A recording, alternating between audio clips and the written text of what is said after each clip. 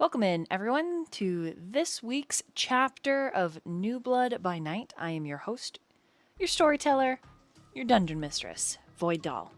But enough about that. Let's meet our players and then dive into that quick and dirty recap, starting with Jaqi. Hello, I am Jaqi, and I'm playing Mori, who's extremely happy with her night tonight. Yeah, passing it over to Aurora. Hi, my name is Spectre Zero, just your average time traveling dimension home android, and this game I am Aurora. But anyways, yeah, passing it over on to Luke. Hi, I'm Luke, anime memes on the internet, and I'm playing Azriel, and I'll pass it on to just another villain. Hey, it's your boy, just another villain coming at you, playing Damien today. Our Samisi boy who does nothing wrong. Ever. Nope, it's all good. For our quick and dirty recap, Luke and anime memes, can you do that for us? Well, I guess. I believe so I don't. You got But this. No, for real. Quick and dirty. I'm gonna do it quick and dirty. We finished up both groups finished up their little segments, and we met up in Elysium last time. Some important stuff happened before that, of course, but go back and watch YouTube to see that. And we're about to meet with some important people in Elysium. Quick and dirty, right back at you. Shortest and sweetest. Mm-hmm. You gotta go back and watch YouTube. Yeah. That was very dirty and very quick. I love it. Hey, what can I say? I'm efficient. A lot happened last session. There were moments that were painstakingly and wonderfully human. There were moments that were tense and filled with unease and an unnerving light. There were moments that were filled with romance, if romance can be considered among a Sabbat pack, and a mystery that is beginning to slowly unravel. Tonight's episode begins shortly from where it left off. The coterie is gathered. The coterie has been summoned to a chamber filled with councilmen. Immediately upon walking into this darkened room, lit only by tall, black candles, I need the coterie to roll a wits and awareness, please. Wow. I messed a crit for 8. I only critted, so 8. I just want to let the people know I rolled 8 dice and I got a 2. I got 3. What did Azriel get? Oh, 8 sucks for Azriel, but he also messy crit. Okay. Everybody that got at least a 3 and above. Which is pretty much all of you, I think. Or Aurora got left out. Yeah, There's the majority of you, though. With that 3, there is power in this room, emanating from the several seated individuals. One individual that is as pale as a sliver of moonlight, with long white hair that trails behind them, tied in a way that, as this person moves, this flow of tresses reminds you of a serpent. A significant amount of power flows from them. One of the chairs in this council room-like chamber is empty, but you get the extreme sense that it is, in fact, filled. The room is so dark you can barely make out each other, let alone the individuals seated. almost like an old theater, an opera house, an old medical theater. There are seats above the councilman's seats, boxes for important individuals to watch and listen. The coterie gets an impression of stairs that connects the upper chambers to the lower. With a 2, Aurora, you notice, along with everyone else, the floorboards beneath you feel malleable. It's almost uncomfortable the way they shift. One could say the floor, in some senses, feels like standing on flesh. But really, the wood is aged, old, and very likely is removable, making a descent possible.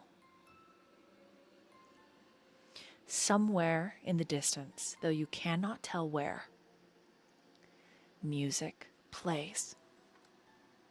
A soft lullaby, almost like a music box.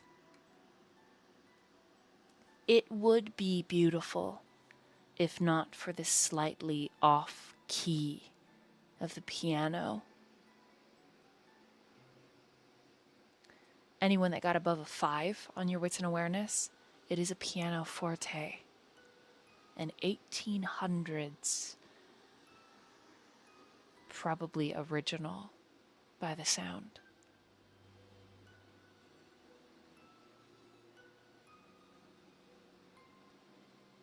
The pressure is the last thing I will describe. It is a societal pressure. Those of you like Azriel and Aurora, you identify it very similar to standing in front of your parent or at a social event. All eyes on you, watching, assessing, judging, seeing far too much, peeling back your layers, stripping you raw and bare. Damien, the feeling is similar, but this feels similar to your recent conversations with Agatha and the Pale Mother. Assessment, judgment, but not a judgment to be passed, mind you. A judgment based on how you respond, how you carry yourself, how you conduct your behavior. A trial. And for Mori, it is different even still than the rest of your pack. This is the burning gaze of Father Montenegro. It carries the same depth and the same weight. You are on the scales of justice, and your heart will be weighed and measured against the weight of a feather. This is where we begin tonight's session. I need everyone to roll a composure and resolve, please. Ooh. Can we rouse for this? You can, in this event, yes. 9. Okay, good. I got 3. 5. 7. 5, 7, 3, and sorry, Mori, what'd you get? 6? 6? Yeah. Okay. All right, no problem. It feels...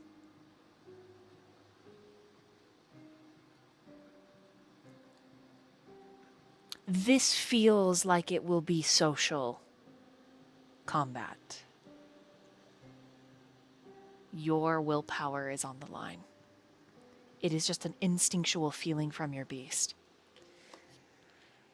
What your beast considers a win, however, you're not sure. You aren't clear on the rules of the game that you're playing now, having never played it other than Mori.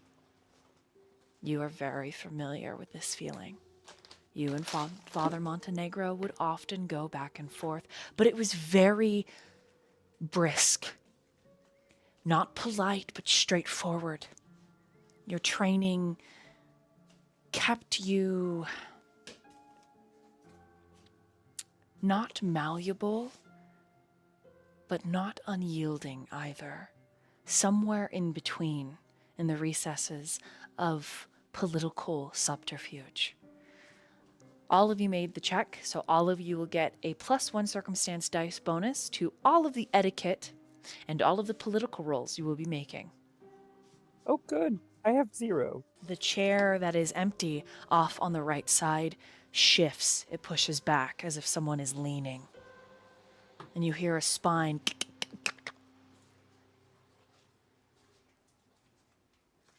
And then you realize the person there is as dark as the room, cowled and cloaked. If they hold still, they vanish into the darkness. But it is the serpentine, pale individual that turns.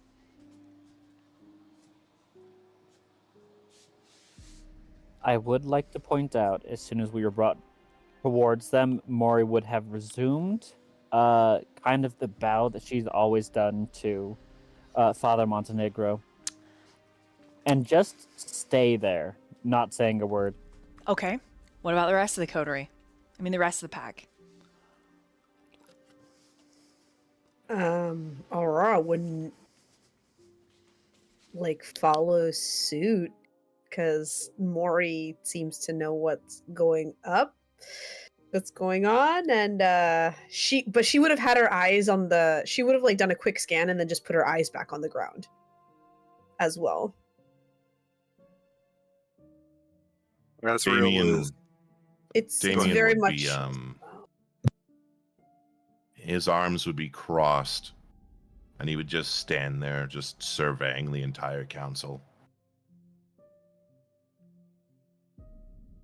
Azriel's pretty stone-faced and also not bowing, but not trying to be confrontational. Okay, all of you are judged on the fact that 2 of you do not bow. You feel it. There is a expectation that is not met. The pale man or woman, you're not sure, has a bit of a feral smile.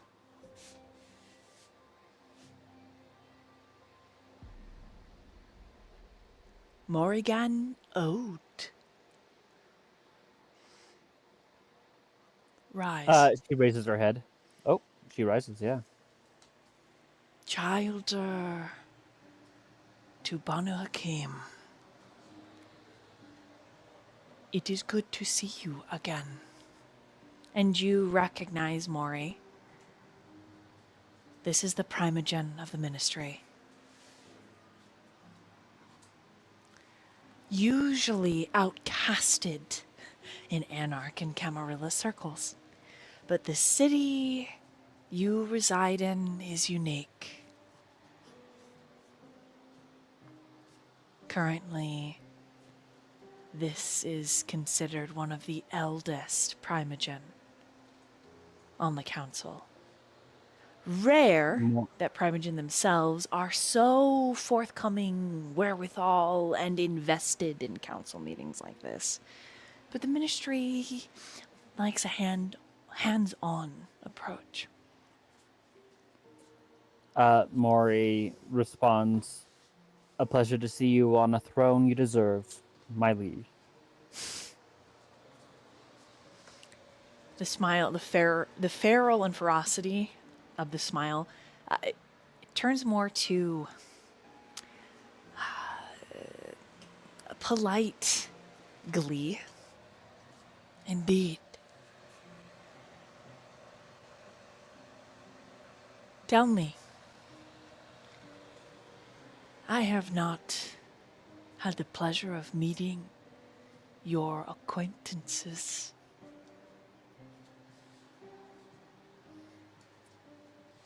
She nods her head and says, God, I'm not good with social situations. Jaqi. So I will just say, she nods her head, kind of like takes her hand, presents it like towards Aurora. This one's name is Aurora, and she is. Would it be appropriate to give clan knowledge at this point? You don't have to. It's not necessary. All right, It then would I'm be just going to say, appreciated, but again, Kindred know secrets keep them alive. They're not going to be offended if you keep it to yourself. right. All right, then I'm not going to reveal that. Aurora, Okay. Azriel, and then I say, actually, I don't know, because I don't know what they said as their names, right? Right. And then I point to... No, it was their names were said. They were repeated by Brooklyn, like she specifically asked everyone's did names. she? Okay. Yes. Would you remind me real quick, Azriel, what you said your name was? Oh, it was Azriel. Okay, I think it was Azriel Damien that and... gave a different name, right? Yeah, he It said was Artemis's name. Artemis. Yeah, Technically going to- not a lie. yeah. I was going to say this one goes by many names. One being Artemis.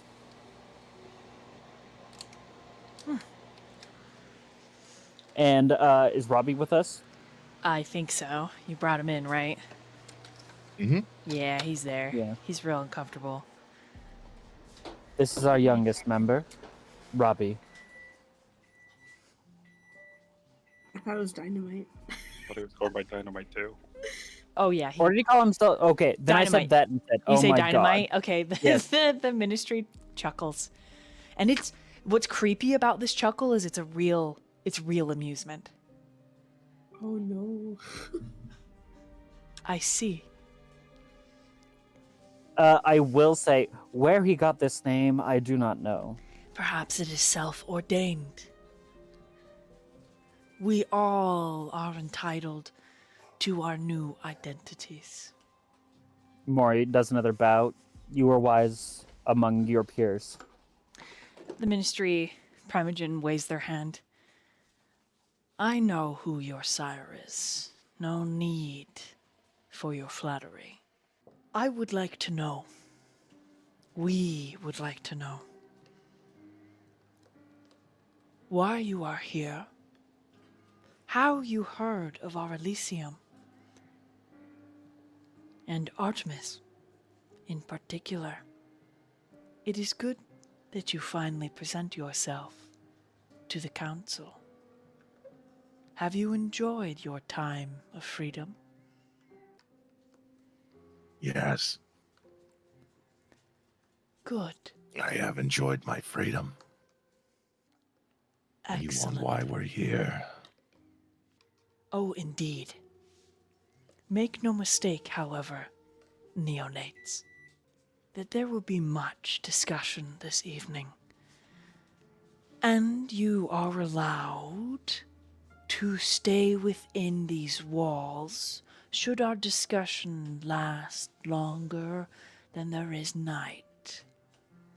I must also be honest, and when they say this, there is something evil in the room. You don't know if it's been summoned by this primogen necessarily. If it's from the primogen, you don't know.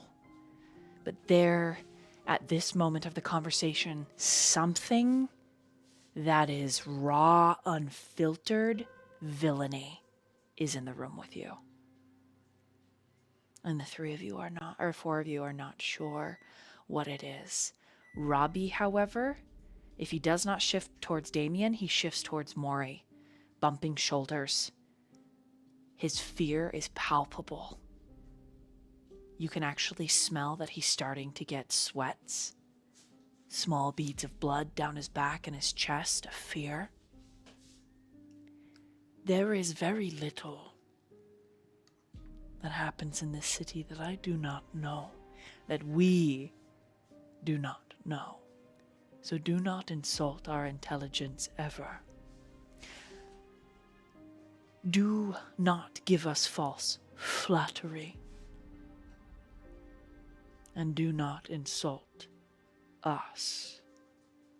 So long as you can follow these rules, you will continue to exist. Gracious of you. How does Damien mean that? Is that real? How gracious of you. Is it real? Or is it sarcastic? I mean, it's however he wants to interpret it. He can see Can it as I insulting. insight- He can I- he can see it I- as How- mocking. How does Damien mean it if they roll an insight? If they roll an insight and succeed, it's like, okay, yeah, sure. Great, we live. Okay. Can I do it? Aurora, can Aurora do an insight on Damien? I Yeah. was gonna say, Yeah, absolutely. yeah. Aurora's gonna be like, what the fuck, bro?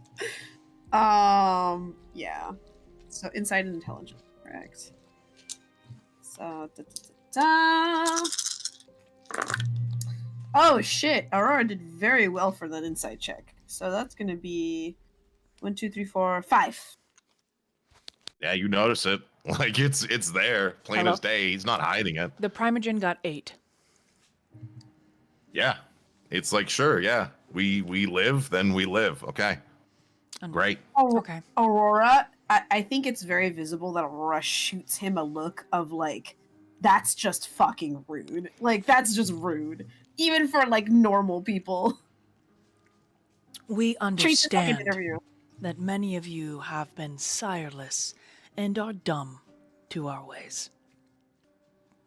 The Banu Hakim Primogen, who shifts forward, and Morrigan, your guts twist. You recognize his dark face, his burning, coal-colored eyes, handsome in the way that a clear, starless night is handsome, just beautiful. Like a loaded gun or an unsheathed blade. Each of you will be judged based on the knowledge you carry. And then he looks at Morrigan. And there's a bit of pride, Mori. You're part of his clan. There's a lot of pressure. Oh, yes. And then when he shifts back, the dark room almost swallows. So you can just see, like, his hands in his chest a bit. And the ministry nods, naturally.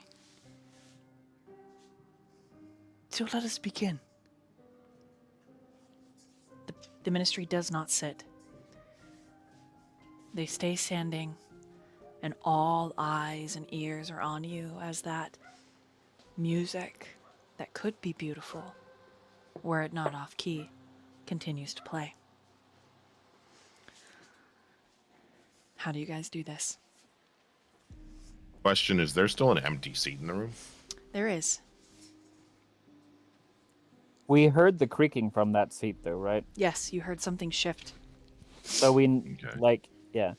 Out of curiosity, because it is a passive skill, but I know you like to have us activate it. Correct. The skill sense the unseen. Mm-hmm. Would that have shown me who was there with 8 perception? All you can see is someone cowled head to foot. Okay. Okay, so I would That's see fine. that as well. Yeah. Aurora's gonna activate Eyes of the Beast. Okay. As you do that, Villain, go ahead and describe Nikolai, who's sitting in the center of this council.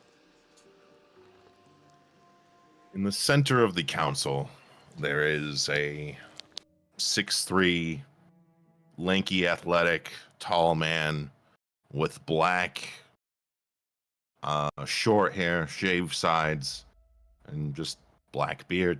Handsome face with a big grin on his face, just watching these Kindred walk into the room, smiling, not like looking at them with contempt, but just like kind of looking like the odd one out. Everyone else is so serious, but he's so, for some reason, jovial in this moment. Wearing a nice suit, pinstripe, silver cufflinks, black and white tie. And he says aloud to the council, gentlemen, we don't have to be so dour and so serious. I understand this is meeting, but we have to at least, be somewhat. Still sociable, yes? Come on. Primogen, give me a smile. And he looks at the ministry, Primogen. The ministry gives you a smile. The Banu Hakim leans forward. I will smile when there is something funny said. Sheriff. Would you like me to tell you a joke? Would that make you smile? Nickel, I would be loved to. No. And the Banu Hakim leans back. There's the voice from the cowled figure. And it's not a voice. It's just some screeching nails on chalkboard sound. And it says, I would like a joke. Well, sadly, I don't have one for you. The joke is kind of the Nosferatu existence, yes? The Nosferatu under the cowl. Across the way, there is someone who shifts uncomfortably and mutters under their breath. The joke is how exquisitely disgusting they are. Now, it's just rude. I was joking. You're just being intentionally an asshole. But there's someone else that says, can we just fucking get on with a meeting, please? I got shit to do. Aurora's gonna look at that individual that just spoke. Away from Nikolai. Wild. Braided hair on the sides. Tan skin. Burning gray eyes. Scarred face. They are dressed like a biker. And very irritated to be here. There's something about them that is quite animalistic. No, come now. Just a little bit of patience. Just wanted to lighten the mood a little. Don't have to be so angry all the time. And then that smile turns to the pack. Welcome to the council. As you see, everyone was represented, everyone's here, everyone is present, except for a Nosferatu friend who likes to just be an invisible boy. You were brought here because a meeting was requested by Arl, Dark, and Snake Man. Yes? Artemis, right? Yeah. You got a problem out there in the wilds. And we brought that evidence. Was that of no interest to anyone here? Nikolai will look at the rest of the Primogen. Well, I think that is a pretty measured response. What do you think, gentlemen? What are your thoughts? Share. If you fucking think we don't know what the fuck is going on in our own fucking city, then you're a straight cunt.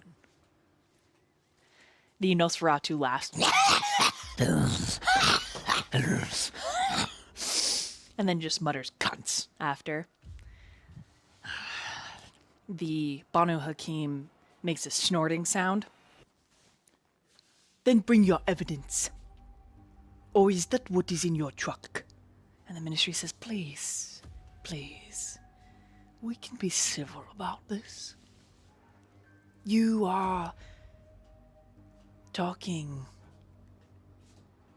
about what exactly? The flesh monster that was in the truck that apparently was removed.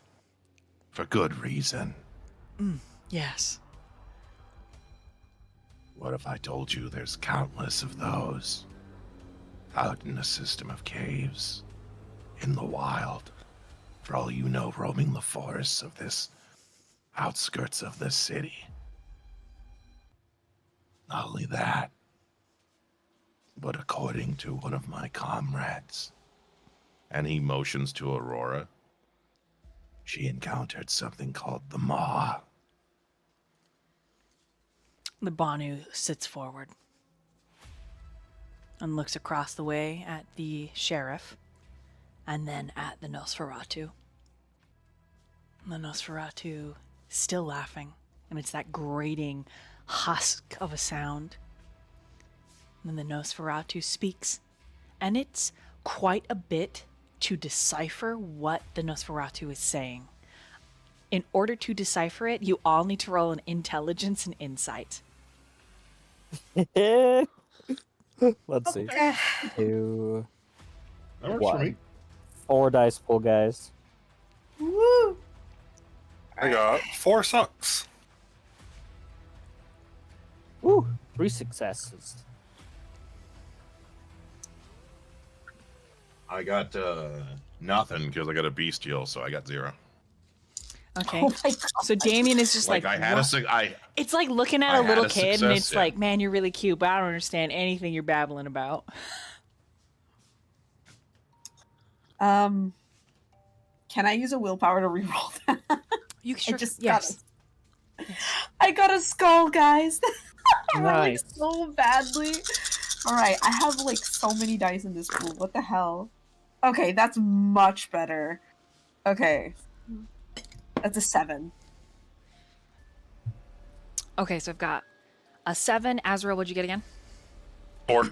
4. Okay, and Damien. 0. Okay, and Mori. 3. All right, Mori is having a real hard time, but the other two, it's you follow along. So I'll give you an example of what it sounds like.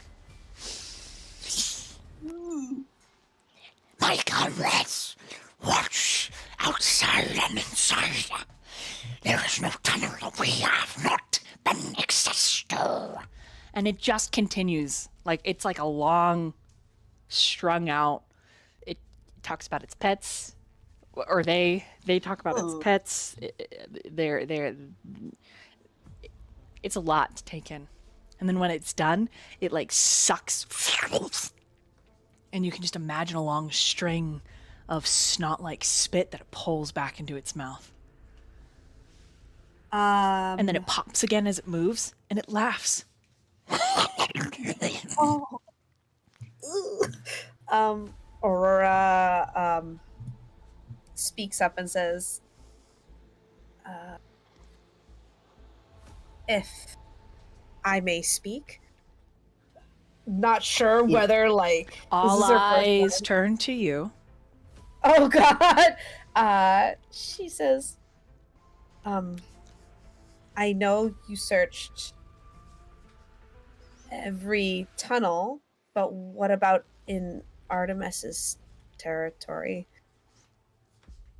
The Nosferatu laughs and laughs and laughs. And the Banu Hakim then says, Artemis is no longer a problem. However, it is curious you are calling yourself her name. Is there something else we need to know? And he leans forward, and his eyes are burning. They are looking at Mori, and they swing across all of you, and then burning into Damien's.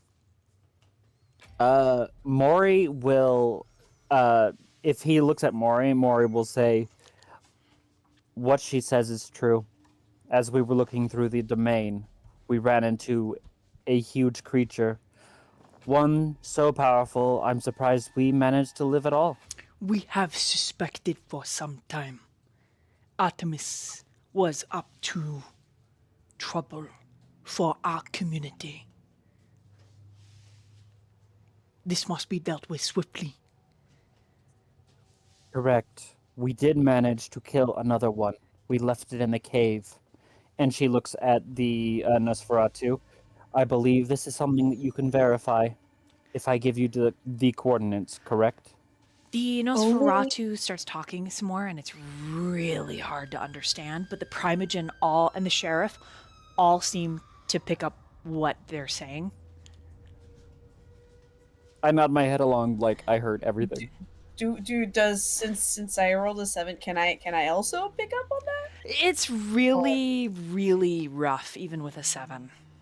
You think this is more along the lines of they're just so accommodated, like or accustomed.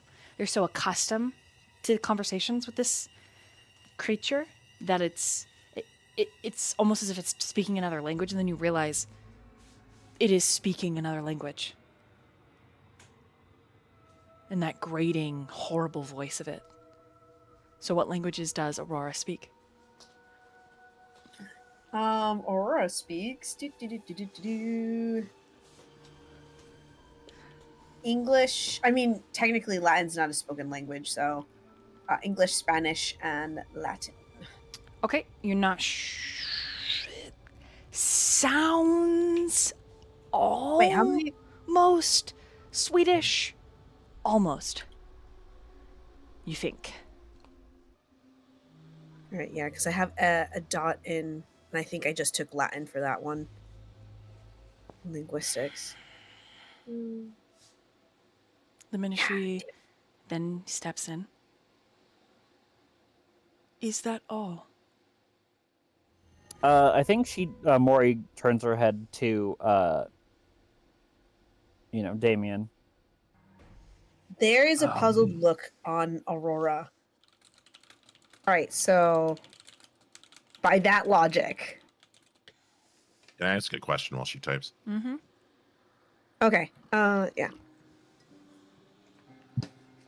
Go All ahead, right, Bill. so Oh, you're role-playing. I see, sorry. So why haven't you acted, if I may be so bold to ask? If you've been aware of us, if you've had a suspicion, why would you just sit here and not act? Very bold of you to assume such, neonate. But you are sireless and untrained. That much is clear and understood. Hey, I feel it's a valid question. Ah, sweet sheriff, but you are privy to our inner workings as a courtesy to your prince. If that's all the information that Damien's going to say, I think Mori would also say this. We have also found a location in which many kind were being taken and transformed in mass into Kindred. The Banu sits forward. That is pertinent information. So it would seem that we have just bunch of shovelheads roaming around here, there, and everywhere, but doesn't surprise. They need to be executed, Sheriff. Perhaps your Yes, army but- can assist my clan in the fumigation process. I And mean, if these they aren't preoccupied. cockroaches can be taken care of. And he nods at Morrigan, like, good job. Yeah, she will add, we made sure to exterminate those we found there. Good. Your sire would be proud. She'll do another bow. The ministry lifts hands finally. I ask if there is anything else, so that we can establish an honest footing and continue therein. I am just curious. If there is more, you should divulge. Okay, That's out what I of could out think of of. character knowledge, or like, were we going to talk to them about the mercies, or do we not have enough evidence? You don't know who trusts who or who's in the Mercy's pocket, so no. Okay. We were just talking about the problem with the maw and the like grotesque, those things. Yes, honest footing. There is problem though. Before we get on to honest footing, since we do need to bring some of your egregious crimes to light. And he points a finger at all of you. The ministry is... Except- Sheriff, we should allow the neonates to be honest first. And the Toreador rolls their eyes. Ugh, this is very boring. Why not just cut to the chase? Because I there tire is of these a- pedantic I agree. questions. We should weigh them based on what we know. No more games. We know they are guilty. So we shall lay it out before them. And the Nosferatu is cackling and is like, Why not lose us, Aurora? and the ministry, because there is a method. We should offer them the same graciousness that we would expect ourselves. Okay then, fine. We'll play your stupid game of pedantic questions. I am most humbled, Sheriff. And the ministry So turns. glad Florenzo sent me out to deal with this. There's a twitch on the ministry's face. We would be remiss to insult your prince's great and generous style of trial. Please. Oh, no insult. I feel like it's just a waste of her time for me to be here, because we continue to ask questions, go back and forth. Whereas I like to cut to chase. We must allow them I to be honest. Please. And they almost hiss like a serpent. Is there anything else you would like to share? Out of game Venus. again? Are we talking about the book? That wasn't part of the part. We were at Elysium to specifically talk about the bodies and what's in the tunnels. I mean, not that I can think of personally. I mean, you want me to just lay my soul out to you like a babbling buffoon? Not saying this insultingly. I'm just trying to be honest and on a level. The ministry is just smiling a little bit. Mori says, if I may, we came to give knowledge. What are we on trial for doing wrong? The Banu's gaze narrows. I There has He- been a he lot looks at them- going on in the city. If I do not know what you are talking about, how can I give you a full You're- answer? I give the sheriff You're my a ma- vote to go and be straightforward. It is better than to piss around the bush. And the ministry just still smiling. Naturally. Mori would have nodded at that. Your multitude of masquerade breaches.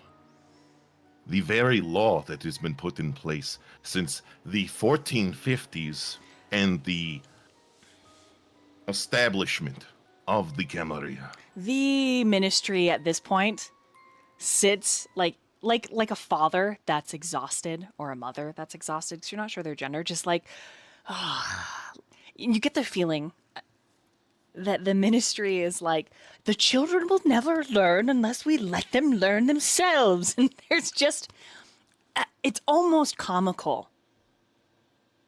But the Banu is 100% behind the sheriff. The Toreador seems also curious as to your reactions. The Nosferatu is chuckling and chuffing under their breath. And there is two councilmen. One councilman who hasn't talked at all. And then the one with the accent and the swear words is just like, fuck, this is so annoying. Anyways, continue. Sheriff? Let me show you these breaches you have committed against the masquerade. And a TV will slide. A large, like, big-ass TV is going to slide out of the wall, and you're going to see footage playing. You're going to see the entirety of the hotel incident play out. Abilities being used left and right. I fucking knew it. You see, this is the kind of thing we wish to avoid right here. All these abilities being used that we have that make us more than human. Make us the monsters we are, you see. I understand this is a great moment of duress, but you understand, if we can see you, someone else can see you. Not only that, and it cuts to them all. Zero stealing People the phone. Zero, the rat stealing a phone. A rat stealing a phone. Oh my god, Zero would be so upset. And he points at Mori, you disappearing in front of cameras? I would like to point out that Mori was invisible before we went inside. That's... I have a note where Mori wasn't invisible, and she has obfuscated in front of cameras in parking lots. Well, Oh yeah. that was something I pointed that out in chat. So I didn't say it out loud, but I did say, this is what I did. You have used abilities at multiple points, and it cuts to the hotel and the parking lot with the cops and Damien. So it doesn't cut to the inside of the hotel? Oh no, that was shown, Okay. but the inside of the hotel was already shown. Then it cuts to the outside with everyone out there. And then the cop shooting the other cop. This one I actually kind of like personally, I'm not going to lie. Very intuitive use, but once again, to the untrained eye, this is possibly cop breaking, but to the eyes that are trained, like us, we know, we see it. I have many more examples and more footage of this, especially excessive use of force and violence. You are more than watched by us. We scrubbed all this, by the way. No one knows. Because if someone did know, the Second Inquisition comes. Do you know what that is? Can I do a academics roll for this? Because Spanish Inquisition. Maureen nods her head, correct? Or yes. You could do a intelligence and politics. Okay, I will do that. Because immediately you can make Spanish Inquisition. You're like, oh, okay. But the Second Inquisition doesn't quite make sense. Yeah. Well. That's a great roll. That is 4, 5, 6, 7, 8. You can surmise that it's some kind of probably supernatural hunter. Probably lethal, like the Inquisition. A brutal force. They are probably the most well-trained group that are government-funded. Like, you name the type of armament they can have, they will bring hell upon this city. The Banu If says feel they it's are a danger to us all. Exactly. Like the Chantry in the Vienna, that was also a huge issue. And I don't just point at one of you, I point at all of you. You are watched at all times. The Sabbat do not care out there. They do not believe in rules. We have rules. The Masquerade was created so these rules remain in place and do not become broken. Because if they are broken, then you can have someone like the Society of St. Leopold's join the Second Inquisition, or other organizations. We are talking about scorched earth. Not just kindred. Human lives will be lost too. And that blood will be on our hands, and that's what we feed on. I do believe that we can come to some sort of agreement here, obviously. I do not believe you all deserve to be executed. My Banu Hakim comrade would think otherwise. Yeah, the Banu is just like eyes burning at Mori. Like, I'm proud of you and I'm upset.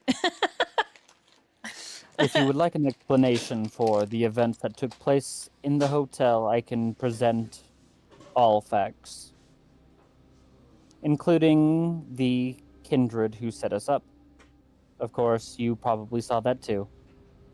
Oh, we know. we know.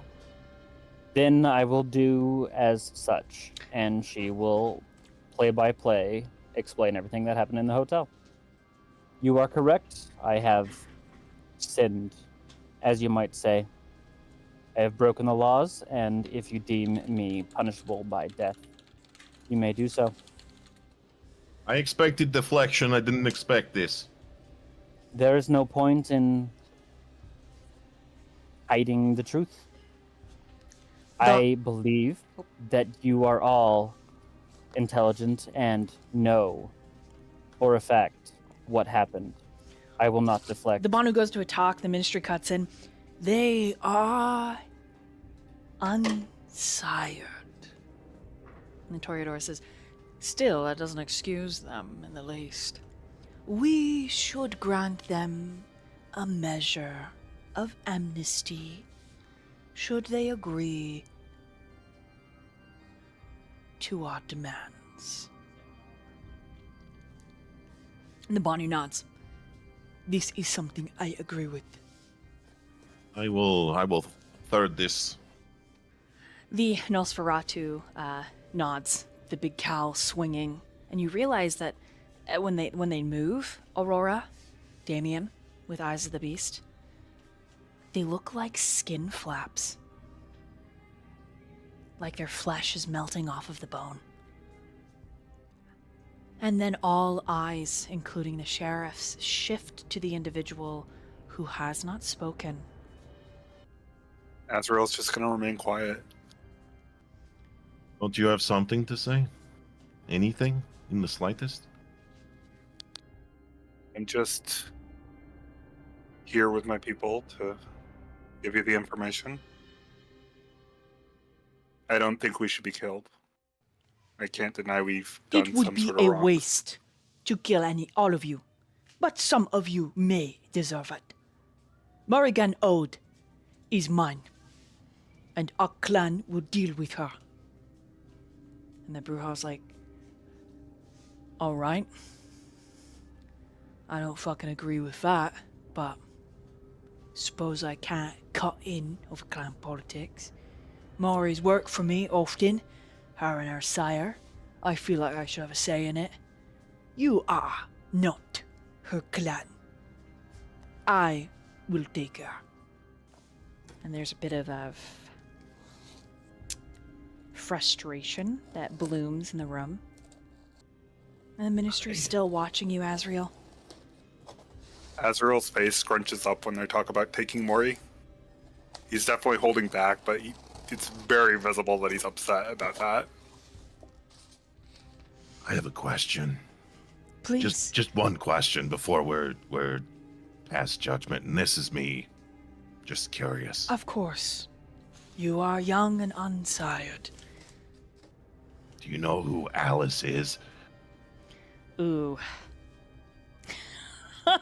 Okay. Azriel just looks over at Artemis, Damien. Just gives him a look. The ministry's face stays impassive.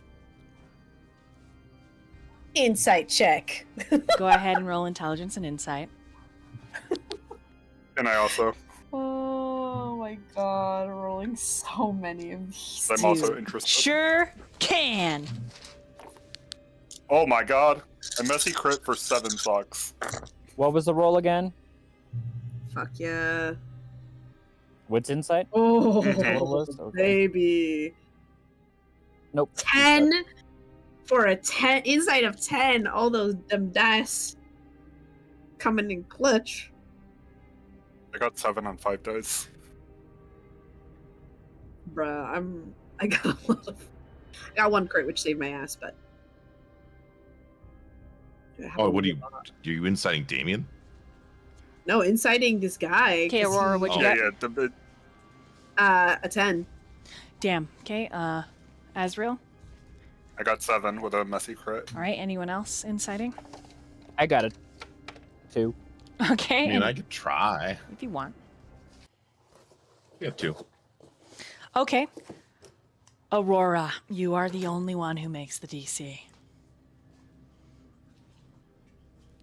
Absolutely knows Alice. And it's with such skill that the face stays arranged in a neutral position. All things will be spoken of.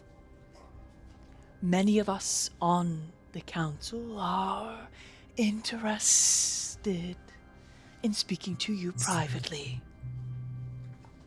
I would like, if I may be so bold to speak, and waits for permission. You feel the weight of their gaze. Not Azriel's sire was Alice. And I look specifically at the ministry, and I make it a point that everyone knows I'm looking at the ministry. And the ministry just, yes, and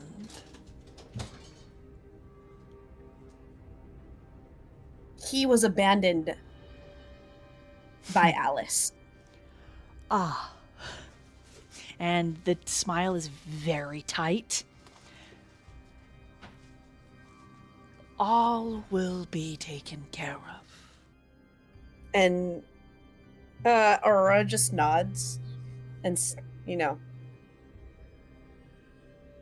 puts her head down a little bit. Just keeping an eye on all of them. Looking at the ministry to see his reaction when that is mentioned. Their reaction is very well controlled. They have incredible subterfuge, manipulation, charisma. They are built for talking, for scheming, for political mess. And they definitely have secrets. But those secrets make you a little worried, Aurora. They make you very worried. It's almost like the ministry knows something that you don't. And this is where we're going to take our first bathroom break. Meow. And we are back. All right. Caleb, could you please describe what Nikolai is doing as we return Nikolai will be to the council chamber? Nikolai will be using an ability, Scry the Soul, essentially to read the auras of beings in front of him, whether he knows they are what they are suspected of being, or whether they are hiding something emotionally, spiritually, or internally, or psychologically. What was your role, Aurora? I first want to know what we gotta beat. You gotta beat 9. What if I match it? It's a 9? Yep. That's it. That's all I got. Aurora used, because to go against the roll, you use composure and, so composure and subterfuge, and then she also used fortified the inner facade, because I keep saying facade. It's facade, in order to bolster that, because she honestly doesn't know where this is coming from, and the unknown really unsettles her and upsets her. She doesn't like not knowing things. And as he does this, looking at everyone, he's just smiling like a Cheshire cat. Yeah, she's like, I don't know if it's you, I don't know if it's this other guy, it's just, I don't like this feeling. It's... Do you want me to re-roll the roll for Damien? Or just use what I already rolled? Up to you. Void. That is Okay. your choice. Well, let's see what happens. A fair amount of dice for this, so I'm gonna rouse the blood because that was like obscenely bad. A little bit hungrier, but is what it is. Okay, that's better. So that is 4, 5, 6 to the 9. Just for narrative ease, I'm doing it that way. I'm actually going to leave this up to the player, what you get from their Scry the Soul. So each of you will go Okay. through and describe, and we're going to start with Azriel. You feel comfy with that? Yeah. Okay. And then popcorn it after you're done describing, okay? Okay, so Azriel is there's this uneasiness and he's just been through a lot of emotional turmoil. Like there's been a crazy couple of nights. And that's definitely in there.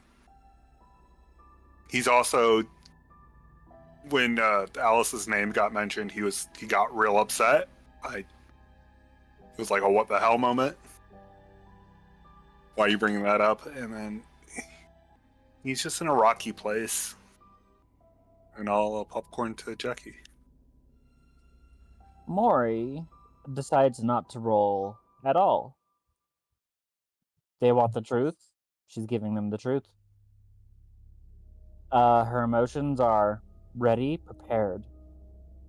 Whatever the outcome, when she stepped in this room, she was prepared to lose her life, come what may.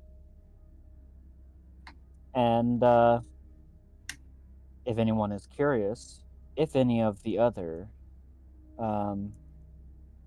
primogens have used any spells, it has been the same for her. Or, sorry, not spells. Disciplines, sorry, D&D player.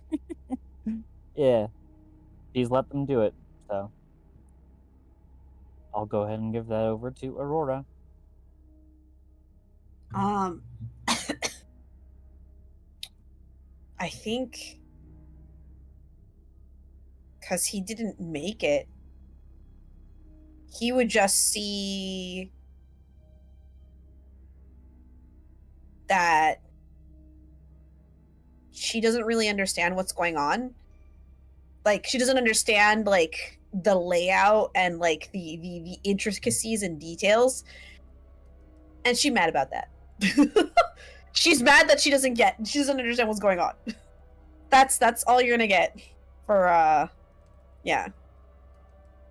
Now, if someone did roll more than Aurora, what would they get?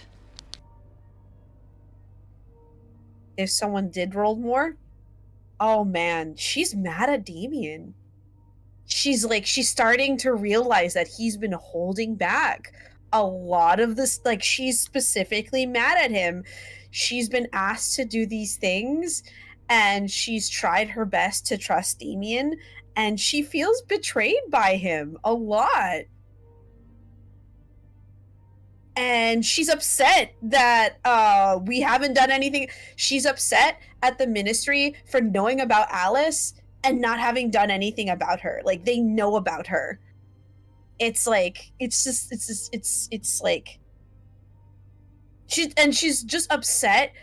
Not only that she doesn't know anything, but she doesn't even know her sire. She's sireless. She's like, they've been like, and she's really proud of Mori, and she definitely has a very, like, she's really happy that Mori stepped up and been, like, honest and everything, and she, like, trusts Mori. She's like, yeah, this is exactly how it went down. And I feel like, yeah. Is there anything else you would like that you feel that, like, would be shared with that higher role? If there's anything that I've missed, I would be more than happy to describe that. No, I think that's great. Okay. Go ahead and popcorn. Is that all three of you? Or Damien? Damien hasn't gone, right? Damien is the last one. Okay. So I have a question. If I have a critical win on both the user using it and the player who is being used by it, does that cancel out the critical win aspect of it? I'm gonna let you decide. They're both your characters. It would probably give them like an extra thing to have answered for Nikolai, so I'll probably give Nick the nod.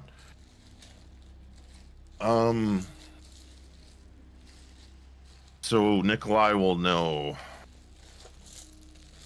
4 things. 1, he's a Diablerist. Like, Like the whole time, he's just playing the facade as Artemis due to the fact that he doesn't want to give up his actual name, and he refuses to give up any information about himself to protect his family, his friends, and anyone else that can be targeted, as far as he's concerned. Okay.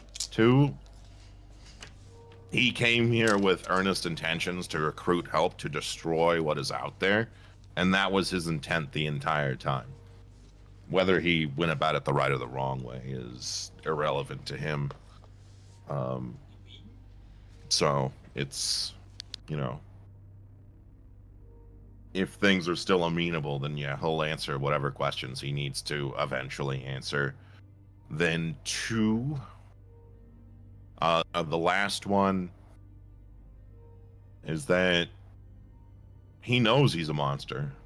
Like, he knows that over time, like, his morals and ethics have eroded and decayed to a point where at this point it's about survival. It's about making sure that Mia survives, that Robbie survives, that even the pack makes it through. Whether they love him or hate him, he doesn't care. And if they don't want to help him, he'll just do everything himself, because that's all he cares about, is getting what's done is done. And then one more, since it was a critical one, he will know about a lingering thought that was in his head for a moment about Agatha and how he can't get her out of his head. So that will be given to Nikolai as well. From Robbie, Robbie is terrified. Robbie is malleable. Robbie will do whatever these adults want him to do so he doesn't get in trouble. There is just raw, unadulterated panic as he's just going through, oh my God, I skipped school that one time. I lied. Was it illegal to practice our disciplines in the fucking park? Oh my God. I used Damien's phone and I looked at porn. Oh shit. I'm in trouble. Oh my God. They're gonna arrest me. I'm going to jail. Everything's ruined. Just raw panic. And also, I didn't think I was gay, but I can't stop looking at that guy. Oh my God. Am I gay? I don't know.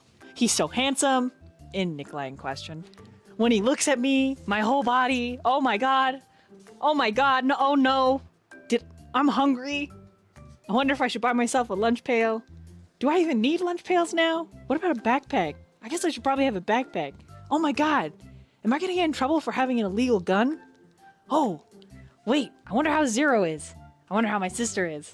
Oh my God, I'm so panicked. I could pee. Do I pee anymore? I don't think so. It's probably blood. It's just an onslaught of nonsense.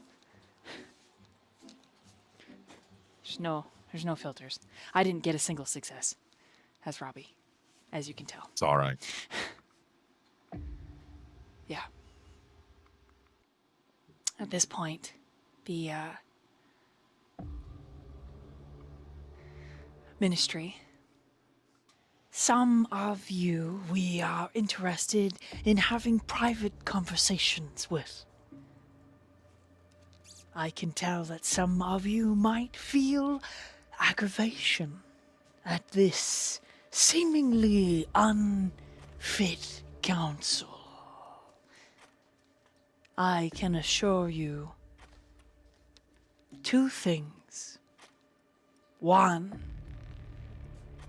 we appreciate your emergence and explanation. We are grateful you have presented yourselves to us here in Elysium. Your information has not fallen on deaf ears, and we are in the process of seeing these emergency issues taken care of. And there's this just long drawn out hiss. And number 2, there is no harm intended personally. But just as you were before this life, you understand your government maintains laws. And if you break those laws, there is due process and litigation. None of you are older than America. And there's just this evil feeling again. That same one you felt in the beginning of this meeting. It shifts, it undulates in the room with you.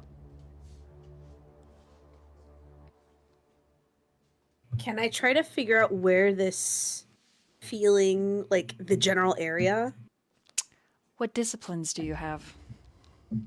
I have fortitude. I mean, I don't think that helps. Aspects. I got protein. I got celerity. That's all I got. That's Only okay. got 1 dot of presence, so. We'll use your aspects. Your aspects and your celerity, I think, will help you the most. So pick which one you want to use. Good question. I'm gonna use aspects. Okay. So for this one, it's going to be a wits and awareness. Okay. Do you have sense? We can't. No, you have Eyes of the Beast on, so I'll give you a +1 circumstance bonus. So wits and awareness plus the 1 extra dice, and then plus your extra tier dice. That'll be your dice pool. Okay. All right.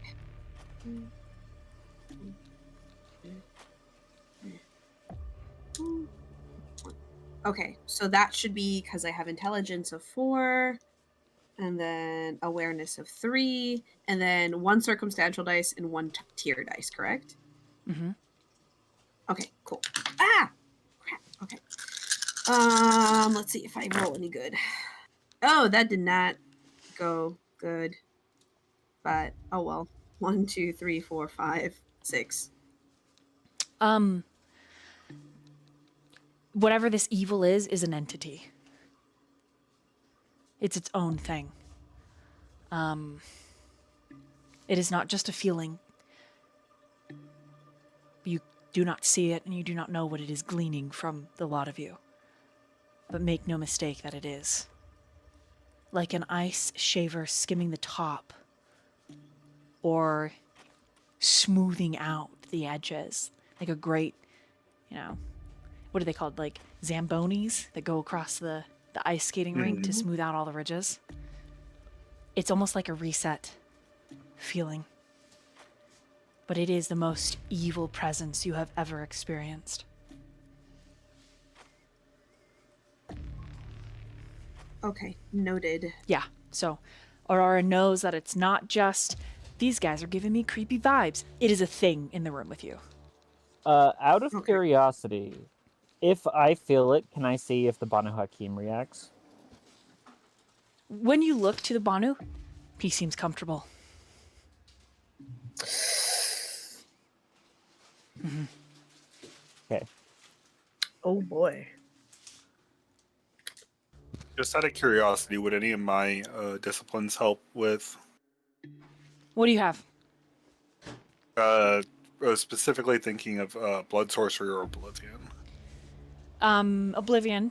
You can make an occult and intelligence roll. Okay, I'll do that. With a circumstance bonus for oblivion. Just 1 extra dice for having oblivion. And then your tier and extra dice. Oh, that's a big roll. 5, 6, 7, 8, 9 successes. Okay. 9 also does not beat this thing's DC.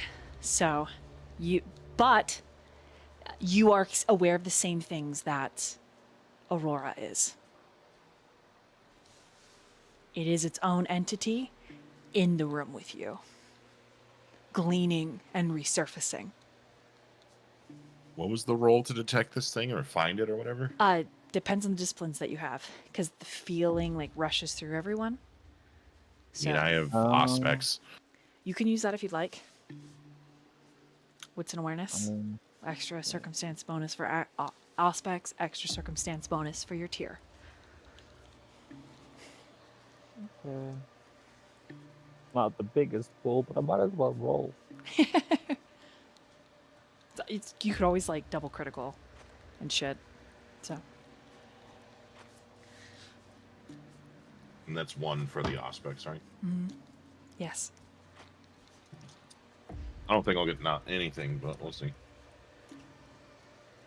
Yeah, not me either. I rolled as high as I could. I could have tried to spend a thing for 3. Yeah, Dice I reroll. could have rolled better, but I was like, it's fine. No, I just thought just 9 was like, pretty good. Just 3. So yeah, it's I had a shit. ton of inconsequential. Okay, yeah, 3. It's just same evil. Evil feeling. Spooky evil. No fun. dice. And then, what did Mori get? A 1? Oh, okay, yeah. There's evil feeling in the room. Yeah. Okay.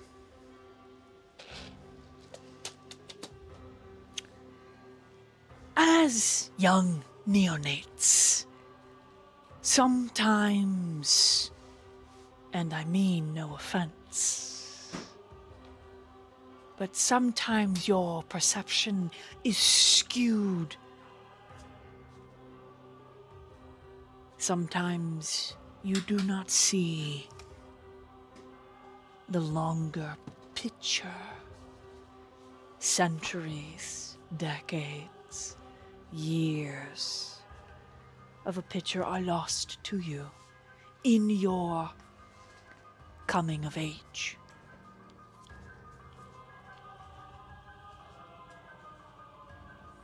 We are all of us in this together. I pray you recognize and understand that collective fact.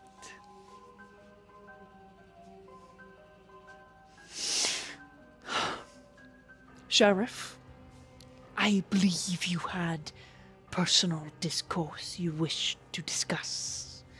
Our meeting is adjourned on a recess for now. Does that mean I get to gallivant for a while and spread out, if you will? Of course.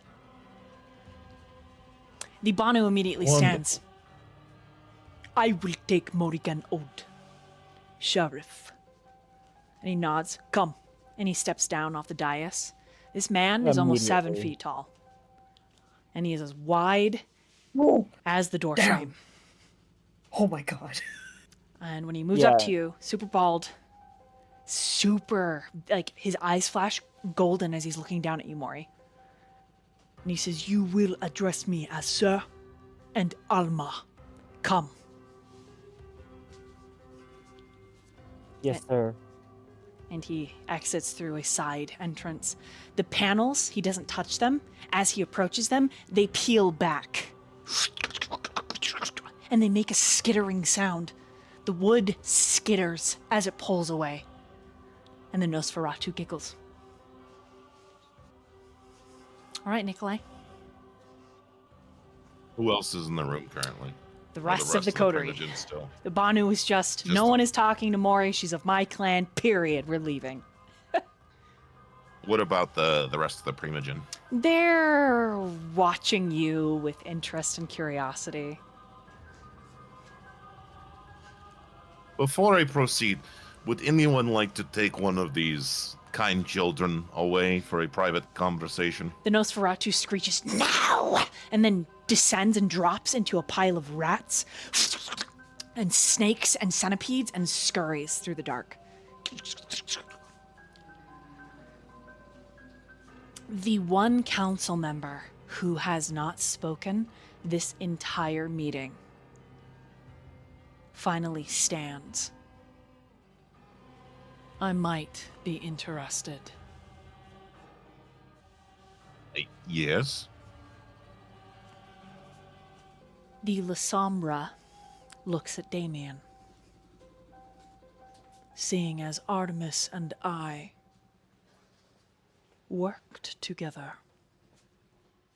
And he's looking at you, Damien. How can I say no to an old friend? The Lasombra does not bid you to follow. They say nothing more. They just turn, and the panel behind their seat skitters open. The expectation of you to follow is there, but unspoken. You actually have to almost like jump through as the door is skittering closed. That works.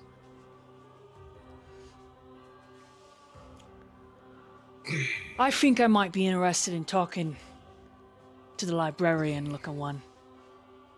I like the fiery spirit in there, all hidden behind a cute, minky pair of glasses. What do you say, girl? Why do I...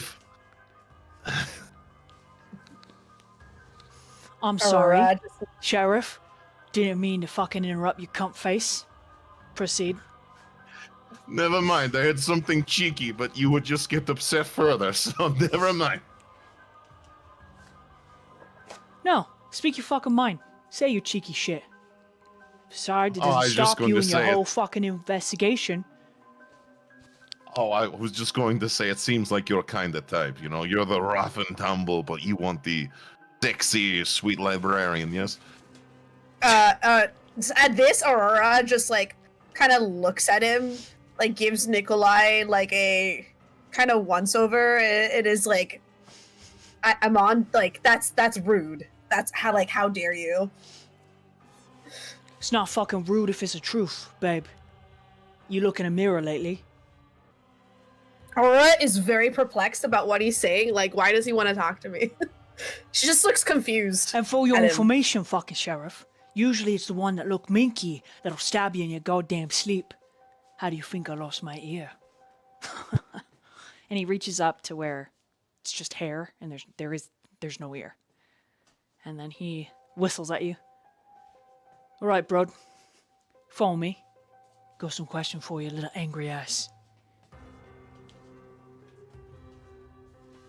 She's gonna nod, and her fists are just gonna ball up. Like, you can tell she's not happy.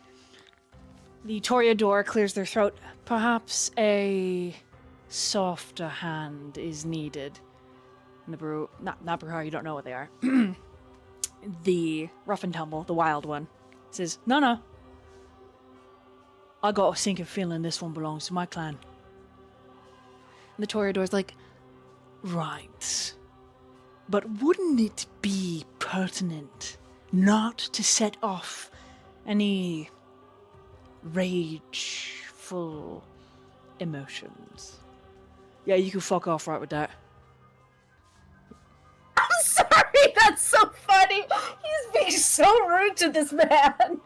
The Toreador just sighs, and the maybe Bruhan, maybe Gangrel opens the door that you guys came in and is like, we're gonna go to the fucking bar, and we're gonna get a drink, and we're gonna talk, and if you want to fist me, I'm gonna fucking fist you back.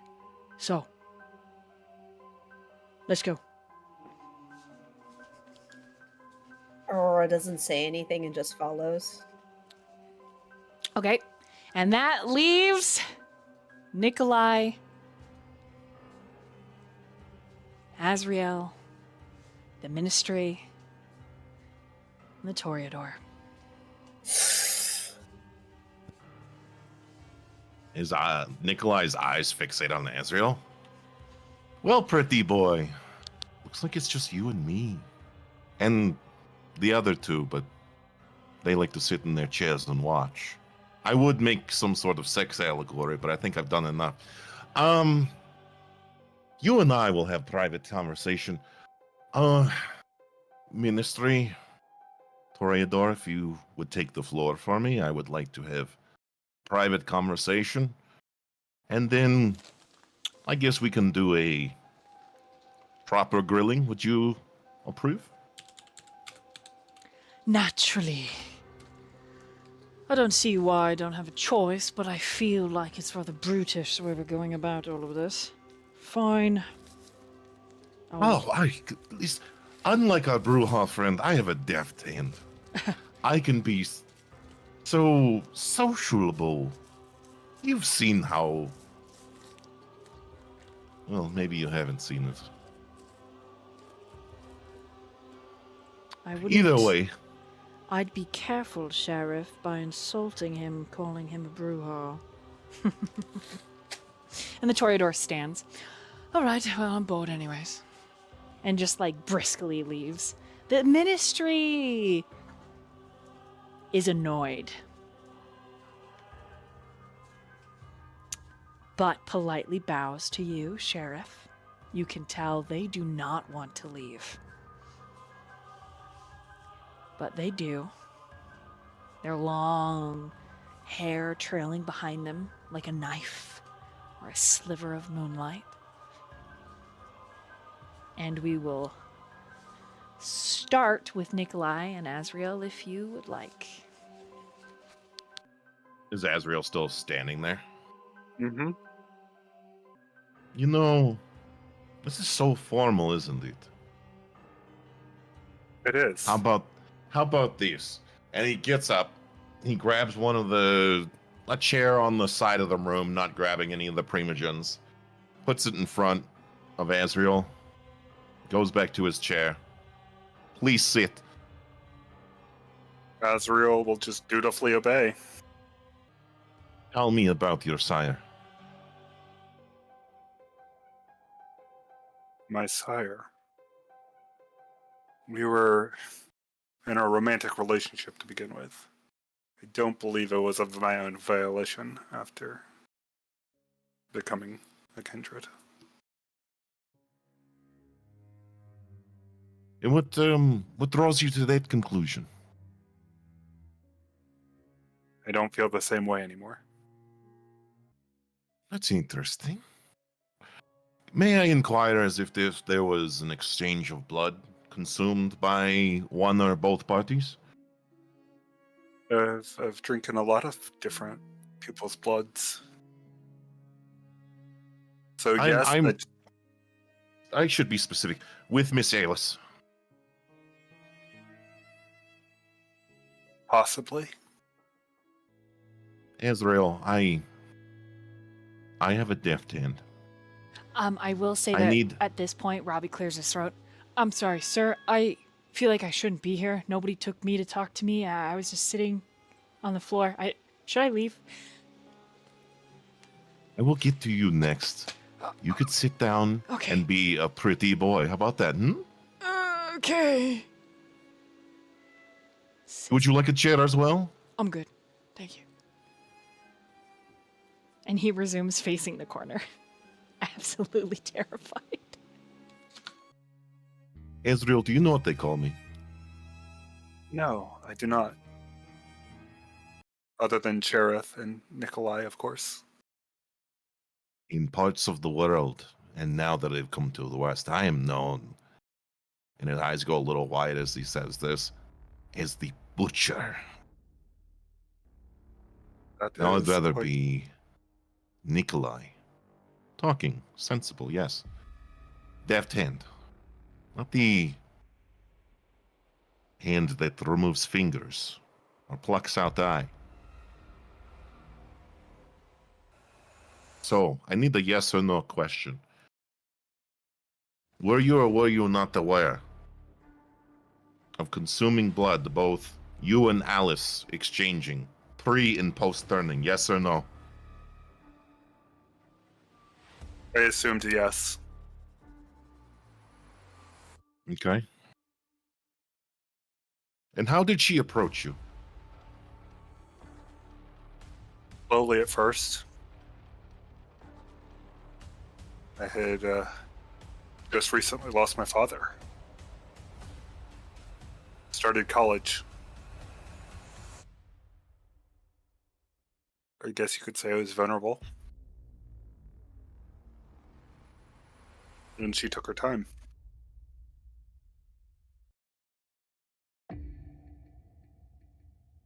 Did she get to know you? Did she inquire about you? Did she wine and dine you? Did she take the time appropriate to see what you're like. You took like a year or two. That Quite seems an like a awful lot of very- time to me. That seems like a very healthy relationship, I would say. And for a year or two, you were still mortal, yes? Mm-hmm. And at what point was the blood given? You're asking about when I was turned. Yes. Well, not just that. Were you given the blood during this 2-year period to be bound? That's what I think. Okay. Well, tell me.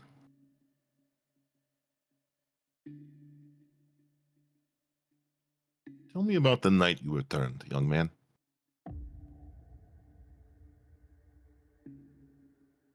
Alice had been wanting to get intimate, and I was steadfast against it due to my religious upbringing. But she finally talked me into it. And what started off as innocent fun devolved into would kill me and bring me back as one of us. Did you protest at all? Did you say no? Did you deny the turning at all? I didn't entirely know what was going on. It was all a blur. She didn't explain it to me. Mm. Most interesting. So what it seems like, for about 2 years you were got to know her. Was she kind, sweet, loving, very transparent with you about who she was? That's what I thought. But she never told me what she was. I'm not talking about the kindred, I'm talking about the person. Because even though we are kindred now, we are still people in these bodies, whether we are monsters or not. Did she not bear her soul, her feelings, and her emotions to you? If I had to say, I would say yes.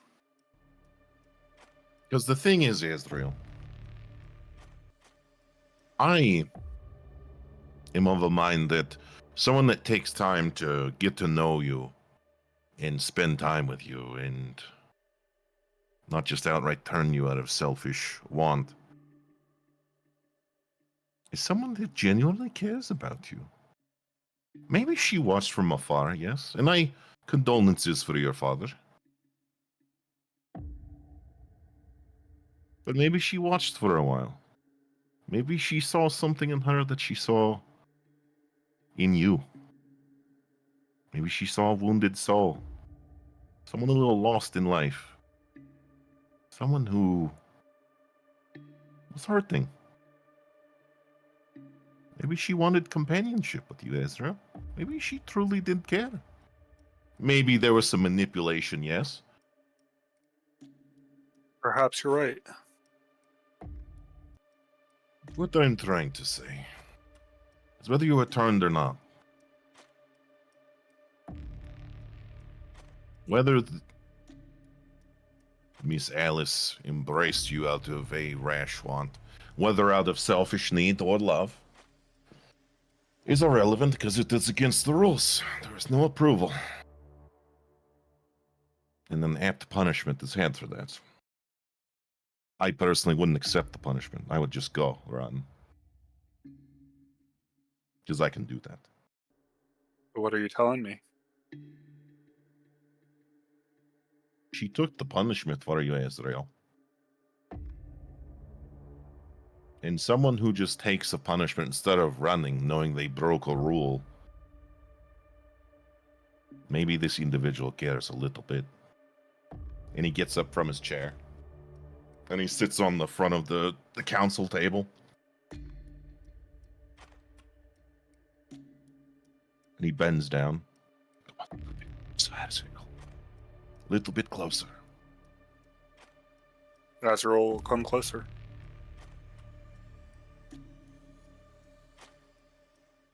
I need you to break the hold you have on Alice. And I say this in whispers, because we are being listened to. I don't know what you have to do, but break it.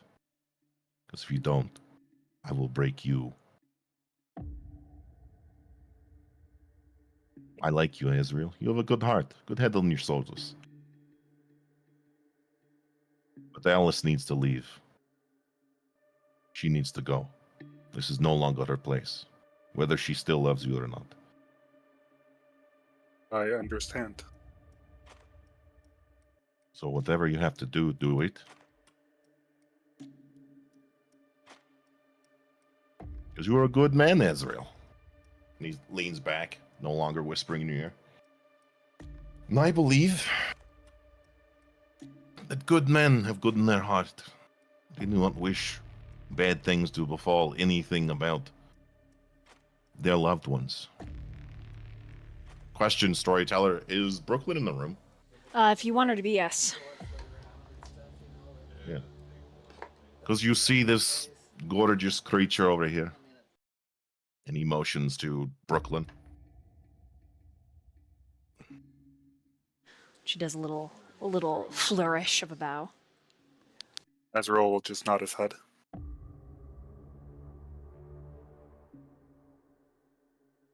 She may be a ghoul to society, but she is my lover. And as far as I'm concerned, I will be with her for all eternity. Until I am dragged into the sun or final death greet me. I went through hell and back to get back to her. And I would do anything for her after 800 years of being locked away.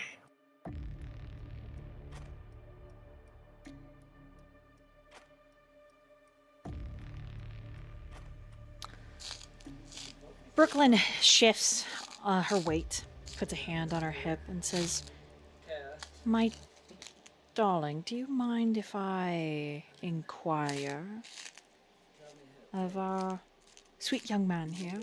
By all means, go right ahead. Do you, Azriel, realize the exchange that's happened between you and Alice? Are you aware of the sway that you have? Don't think I realized until right now, to be honest. Ah! I see. And she gives you just a nice smile, but that she doesn't go into detail because we're being quiet. You seem like a wonderful young man. You seem like you're quite a gentle lover.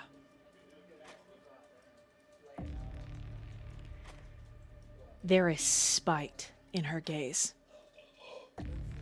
And Nikolai, you see her grab a pen, one of those old-fashioned quills, from the desk as she moves down the steps towards where Azriel is sitting. You seem like you truly didn't realize the depth of your betrayal. I guess I've been misguided. No, absolutely. I'm not sure I'm on the right path even right now.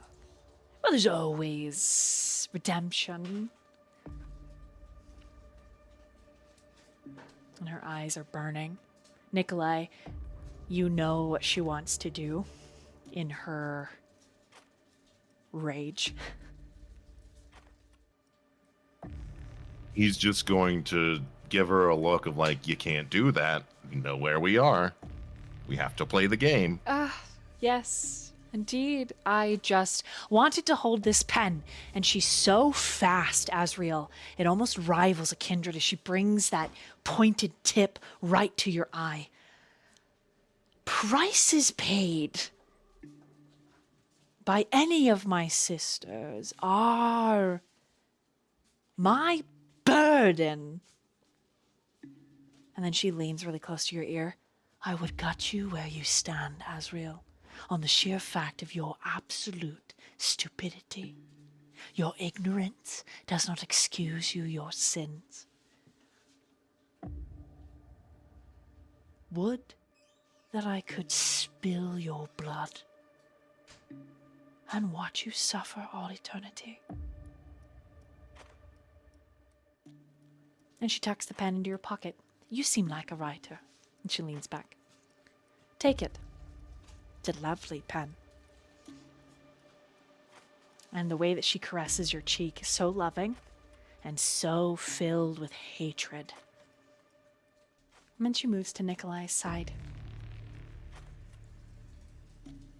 with a sweet, arsenic-covered smile.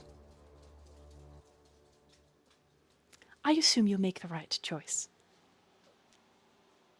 And though you'll never be forgiven by some of us, you can try to make amends. But good God, hopefully no other women suffer under your hand. One probably already has. He's just gonna look down, kind of defeated. Okay, she looks at Nikolai, and she's giving you the look of, then why can't we kill him? Hello? She's...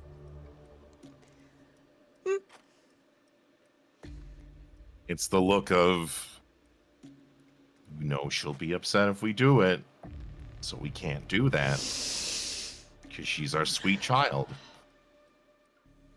All she says is really, really like brisk and in your ear is, she doesn't know what's good for her. She's blinded and she's a fool.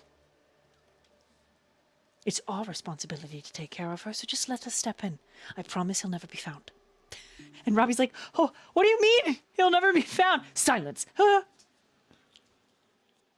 We just have to find and corral her. Understand? He's already admitted that more than one woman has suffered a victim of his charms. I say we give him to Mr. Ferris. Do we get to see Joe? I have him on speed dial. You're tickling my nostalgia bone. No, we can't get him to Joe. Joe would rip him to pieces. Joe would put him in a little metal box and let him rot there, which is exactly what he deserves. I mean, we already put someone in a little box, so technically we've already done that. Well, let's put him in a little box. He has to be chopped to pieces for that. I mean, Only a you little know bit, we're just too a little fun. nubby, that's all. And then finally they both turn to look at you, and there's a little bit of, like, psycho going on, Azriel. Azriel's just... He's got this defeated look about him. He's almost looking at them like... asking them to punish him. Look at that expression. He wants it. Now we're just gonna let you sit with your guilt. Because that kind of suffering makes me happy. I know a way to guarantee this, my dear. Would this make you happy? I can do this. Her eyebrows are just raised in question. Mr. Azriel, would you like me to make the decision easier for you? If you think it's a fitting punishment, I'm ready to take it. Wonderful. This won't hurt at all, I swear. I need you to make a intelligence and resolve check right now, Okey-dokey. as I'm going to use Submerge Directive. You know what? I rolled real bad. I rolled 3, but with a bestial failure, so 2. As this is... So make your roll, but I also need everybody in the room to make a wits and awareness. Everybody, that would. Oh no! We're not Shit! there, right? Fuck! We're not there, but we're not there in the room. But is it Yeah. because we did the thing, the Sabbat thing that we have to? Oh, I see what you're saying. This is Yeah. just this is to hear something physically happening in the council chamber. Oh no! So do we have to? If we're in the building, do we have to roll for it then? Not yet. You're good. Okay. Not yet. You hear that? Oh no! That was a 7. Okay. Wits and awareness first. Who's rolling that? Nikolai and Azriel. There's some good at the wits Oh. awareness part. I somehow rolled I'm all making blanks. I'm doing a wits and awareness. Nikolai? Yes. Sorry, and wits and awareness, what did Nikolai get? 3. And then Azriel got 0. Yeah, I rolled all blanks somehow. Okay, Nikolai, you move in to use this power. You feel it right there surging, ready, and you hear Chansey muffled saying, "You cannot go in there." And then one of the skittering doors, one of them that you've been gifted, Nikolai, that leads to like some of your series of apartment rooms, bursts open, and Alice steps through. And she points and says, "Do not touch him." And Chansey's like, "Great. You had one job."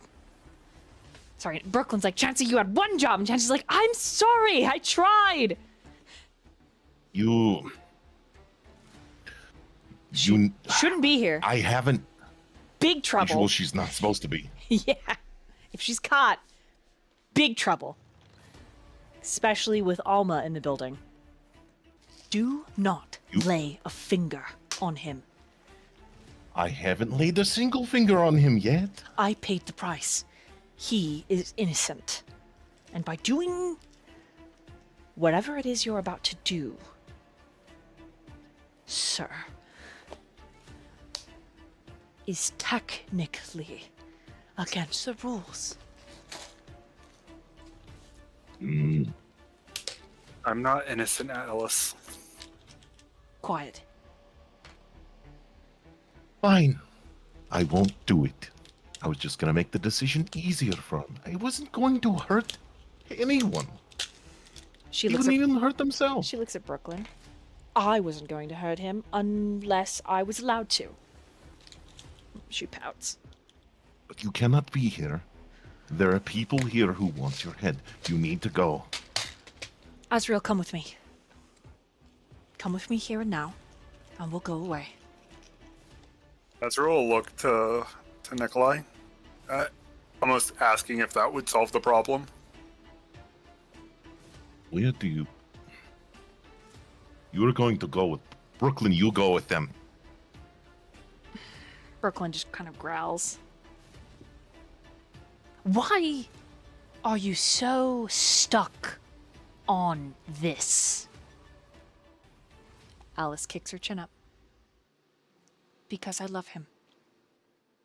And I made him this way. I don't think I deserve your love right now. I decide. Either way, can you debate this somewhere else where you won't be killed? Please, He just gives her the look, "You're my child, please leave. If I lose you, there are many things bad that will happen." She holds her hand out towards you. Azriel. Azriel will put his head down, but he'll reach his hand out, not looking at Robbie's it. like, whoa, whoa, whoa, whoa, whoa. He can't go with you. And Alice hisses. Whoa. You shut your mouth. I can't. I'm sorry. Boy, you are on grounds. There are rules in place. I know. You try to stop her, I will stop you. Yeah, but he's married already. What? He's married. I do not care. You care about the sanctity of covenants made. He made them. What?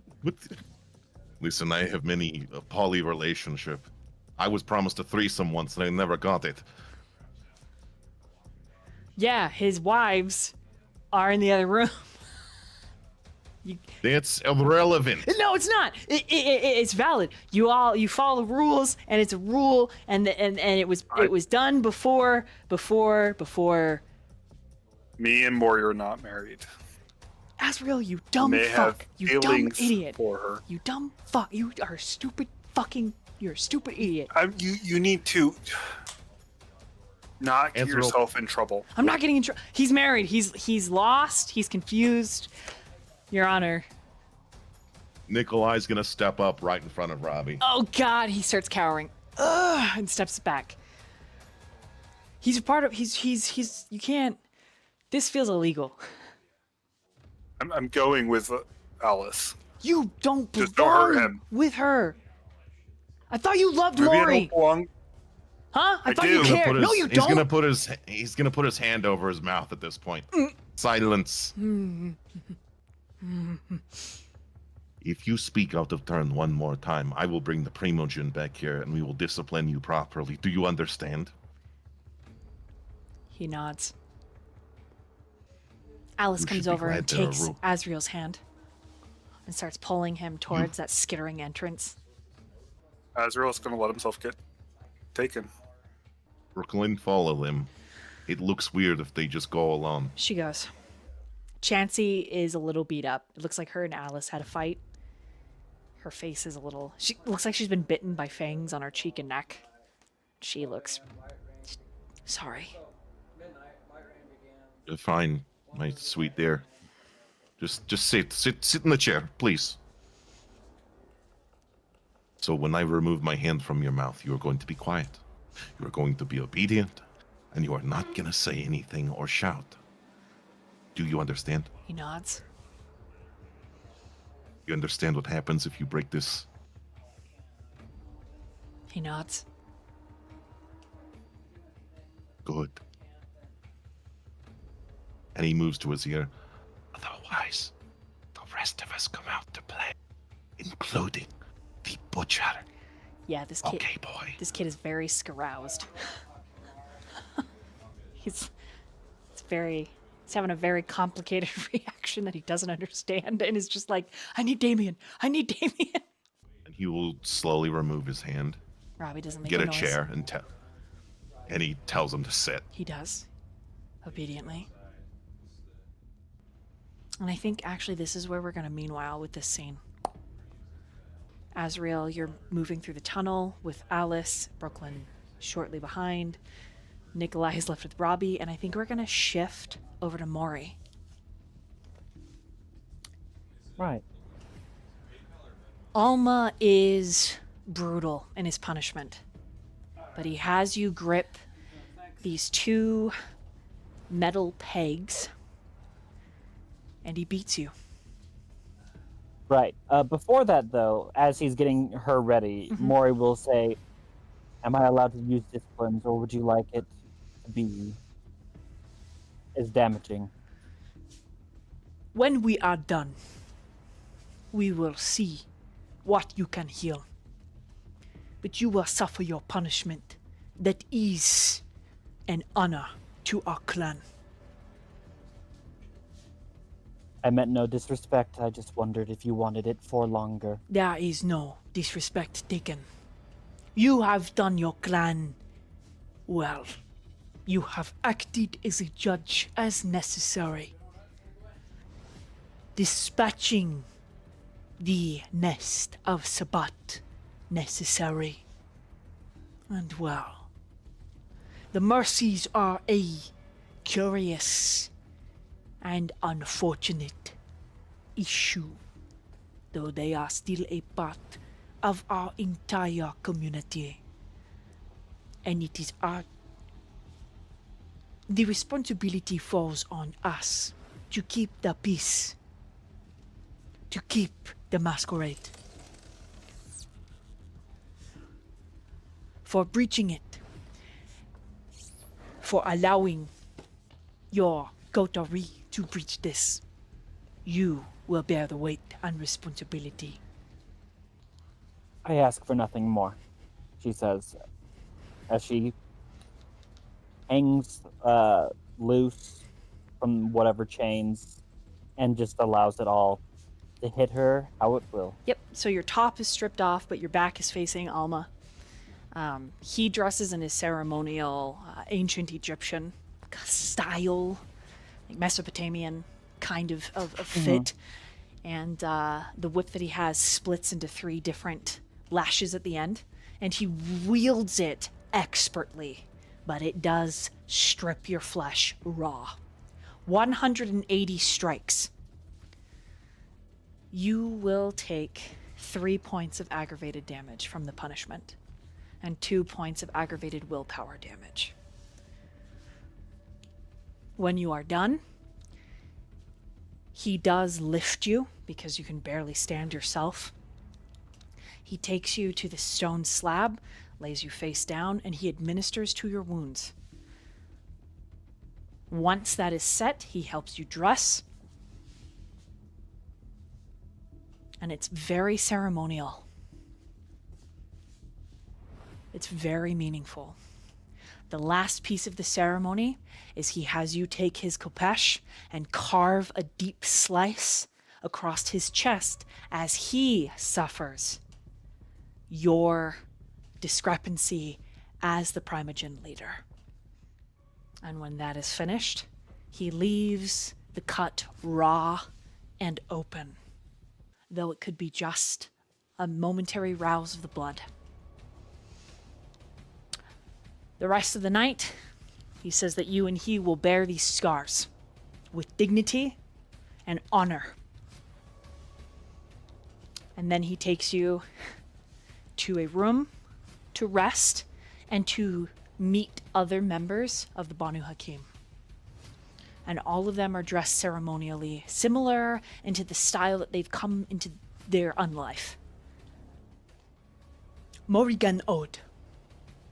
This Ma is an issue. One that the Camarilla does not want known, for it will upset community. And we are the shepherds of our community and our connection. Together, we are more powerful. Apart, we are hunted. We are the judgment to the beast and the appetite, though we bear the sin ourselves. And he looks at over the entire crew of you. And there's probably like 15 total in this big room that he's taking you to. We will hunt together this Ma and see that it is dispatched. The amalgamation, a warlock trick that has been outlawed since the time of the gargoyle. And after a few moments of silence, and then speaking in an ancient Mesopotamian language with some of the members in the room with you, it sounds like war plans to you.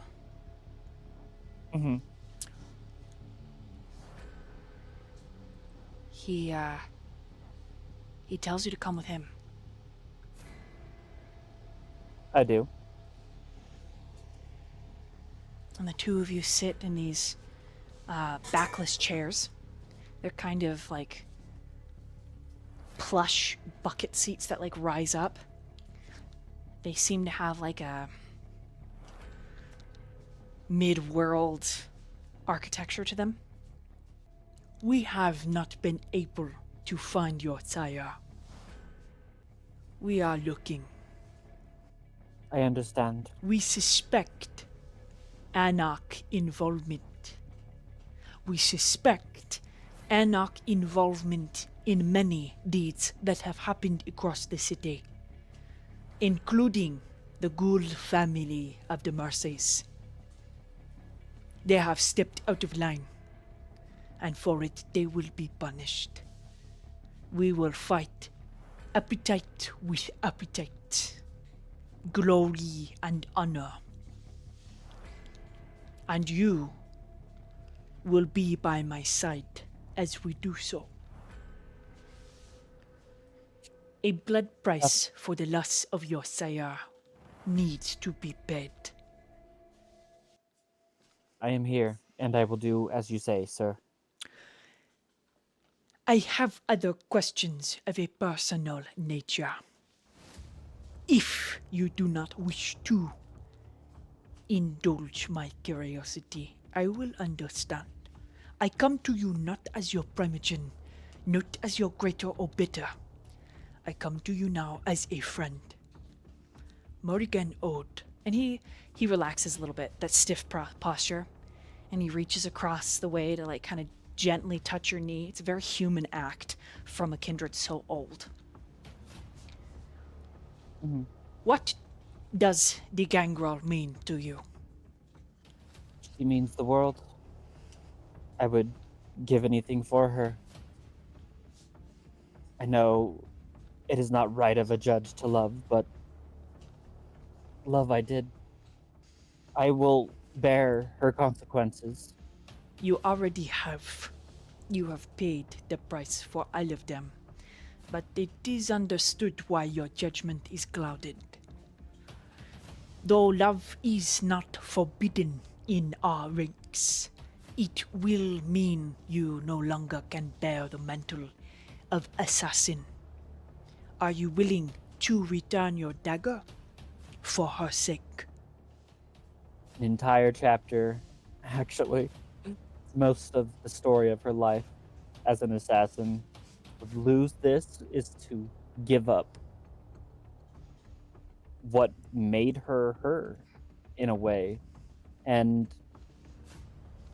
I would like to say, without even a thought, she presents that dagger immediately and gives it to him. He takes a deep breath. In Norfolk, the prince I serve has also bore love. It is not a crime. Some would consider this new mantle, As he like his hands hover underneath your palms. a different kind of pride. And then he takes the dagger. But your judgment cannot be clouded. To be a judge and assassin, no longer will you be a blade for the Banu Hakim. But you are still bound by our rule.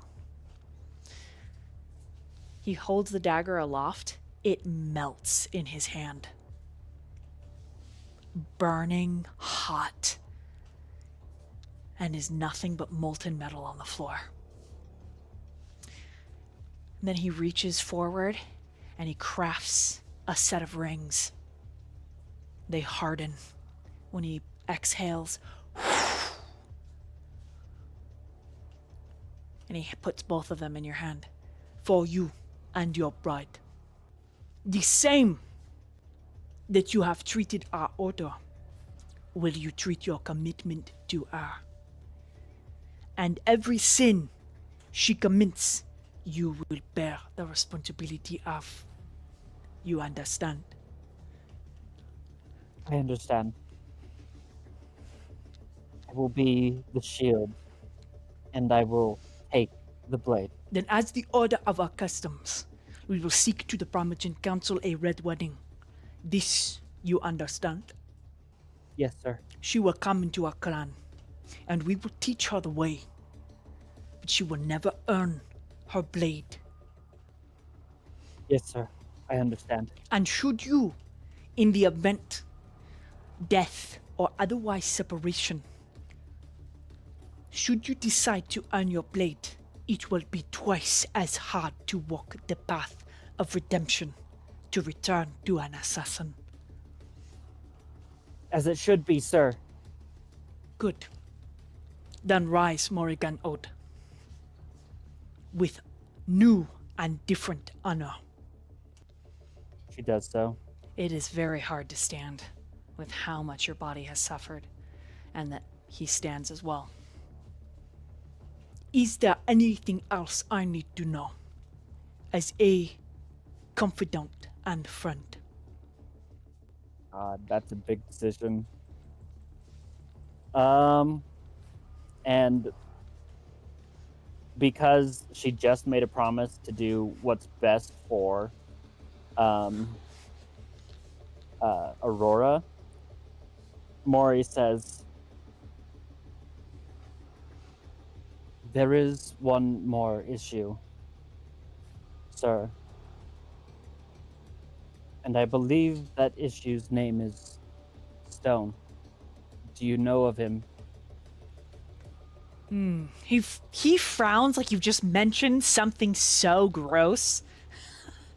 Yes, I am have aware. been attempting to tell my only connection, Father Montenegro, about this for some time. This, and she kind of struggles to like find a word. It's not that, like, I guess if he were looking, it would be whether to call him Kindred, like singular, or if referring to multiple people. This man was locked away, sealed, between, what is it, hundreds of curses, and he has been freed. The sheriff has mentioned this name. He will want to know. Stone, as you say, does not fall in our clan's jurisdiction. But I appreciate Wouldn't know that, sir. your honesty. There are multiple of him. I don't know how to describe it besides there is a lot of different personalities inside of him, like he's Malkavian. I apologize for speaking out of turn. His Sir. jaw kind of ticks a bit. Perhaps Malkavian.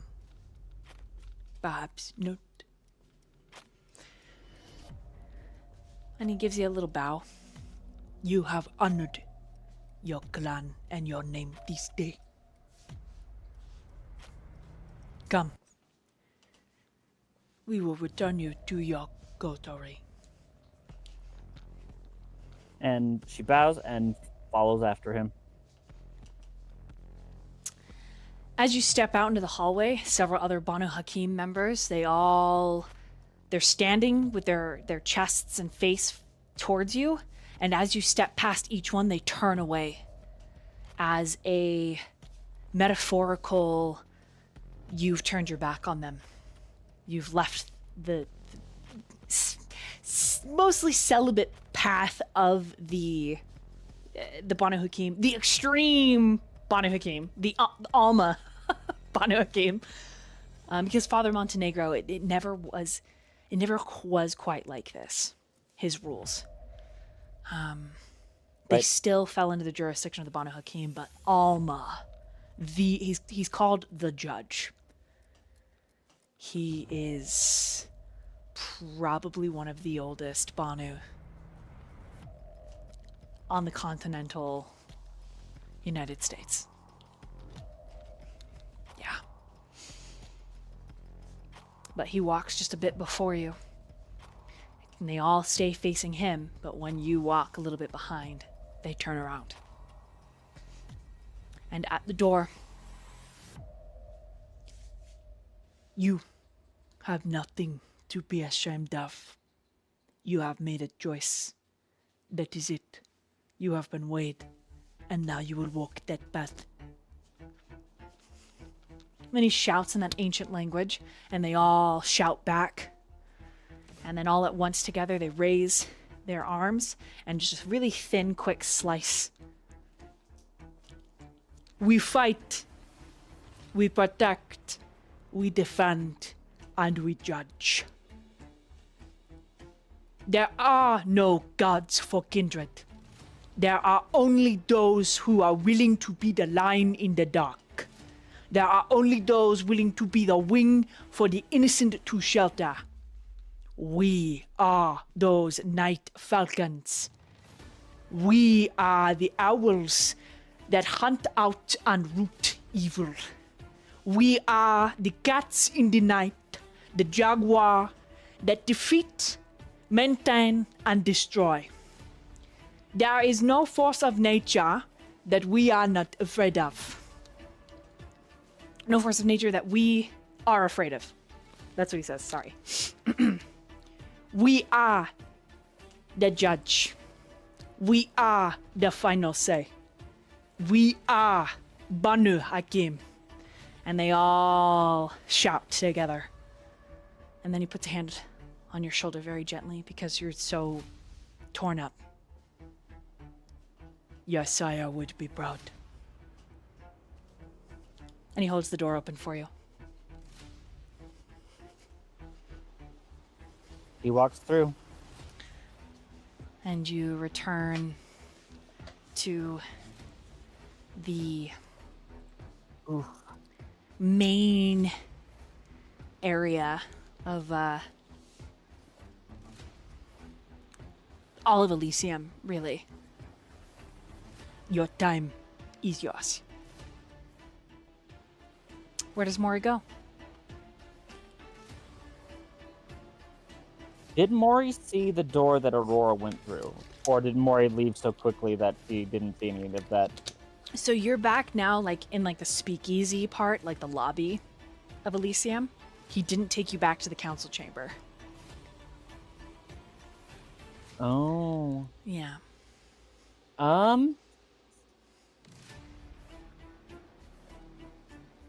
mean, there's no one here.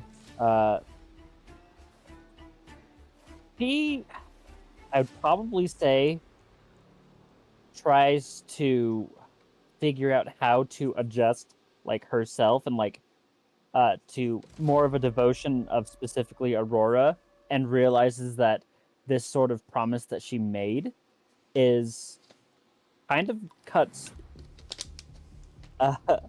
Azriel out of her life. Like, it's almost like her entire existence, which she is currently trying to figure out, because everything she lived up to this point has metaphorically been taken from her. And it's a lot of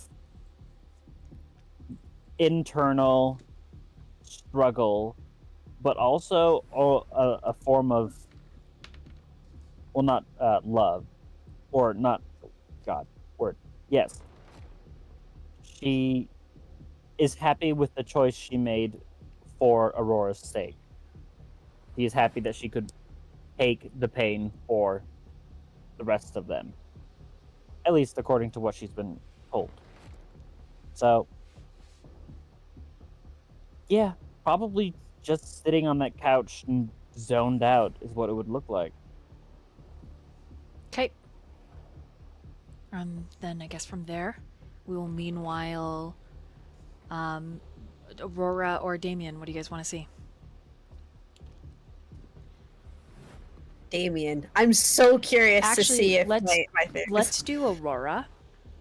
Okay. For sake of time, because Vil did get a ton of RP with Nikolai. So let's okay, that's fair. let's do Aurora. I just like all my players. All the players have such great characters, guys. All right, I Aurora. can't help it. You guys go back to Speakeasy, where there's a bunch of Kindred watching. Okay, Aurora's just looking at him, and she's like, "What's your name?" What's funny is you're frustrated that you don't know what the fuck's going on. You're in a position to learn, but you're so angry that you can't really figure out how to fucking say it. Love that about you. Super fun. Let me lay it out real quick for you. This whole community here works because there's rules, right?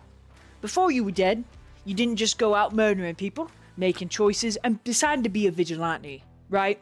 You didn't just go out of your little librarian ways and decide, I don't like the way the government's doing this, so I'm gonna take it into my own fucking hands. No difference when you're dealing with Kindred. Make sense, love? She just looks at him. She's pursing her lips. Makes She's sense, trying- love. It's a yes or a no. I don't want to put up with your little rebellious attitude. I'm being pretty frank with you. I expect you to be frank. And if that means you won't be angry about it, great. Yes, I understand. Mind if I continue then? She nods. Alright, so the Primogen Council that you're looking at right now is basically your government. You're not going to look at the President of the United States and be like, fuck you, mate. Unless you're protesting something, which is pretty much what Americans do all the time, right? They never really like who's in office. Same fucking deal, right? You're not going to like me. You're not going to like all of us. But it works because there's rules. You following? She nods. The biggest rule is don't break your fucking masquerade. You break the fucking masquerade, you must do the essential of calling in a fucking military. Is that something you... that makes a little bit of sense? Second Inquisition, fucking military. Nuclear bomb level of military. Spies, drones, agents, FBI, CIA. Does that fucking make sense? Yeah. Good. And she looks a little guilty on that one because like she's been trying so hard for everyone to stay quiet. Good. That's the same equivalent.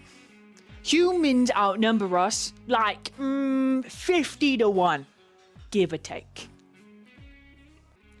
Your Okay. government in this northern continent and across the world work in tandem, Second Inquisition, in tandem, right?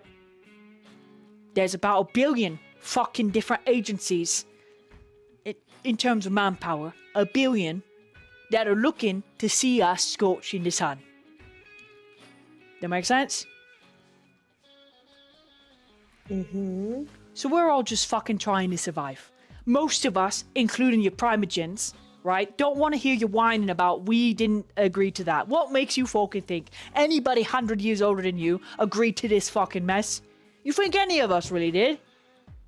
You think any of us really wanted to be murdered and then turned into what we are? I mean, it's got its perks, sure, but think about it before you start feeling indignant and bullied.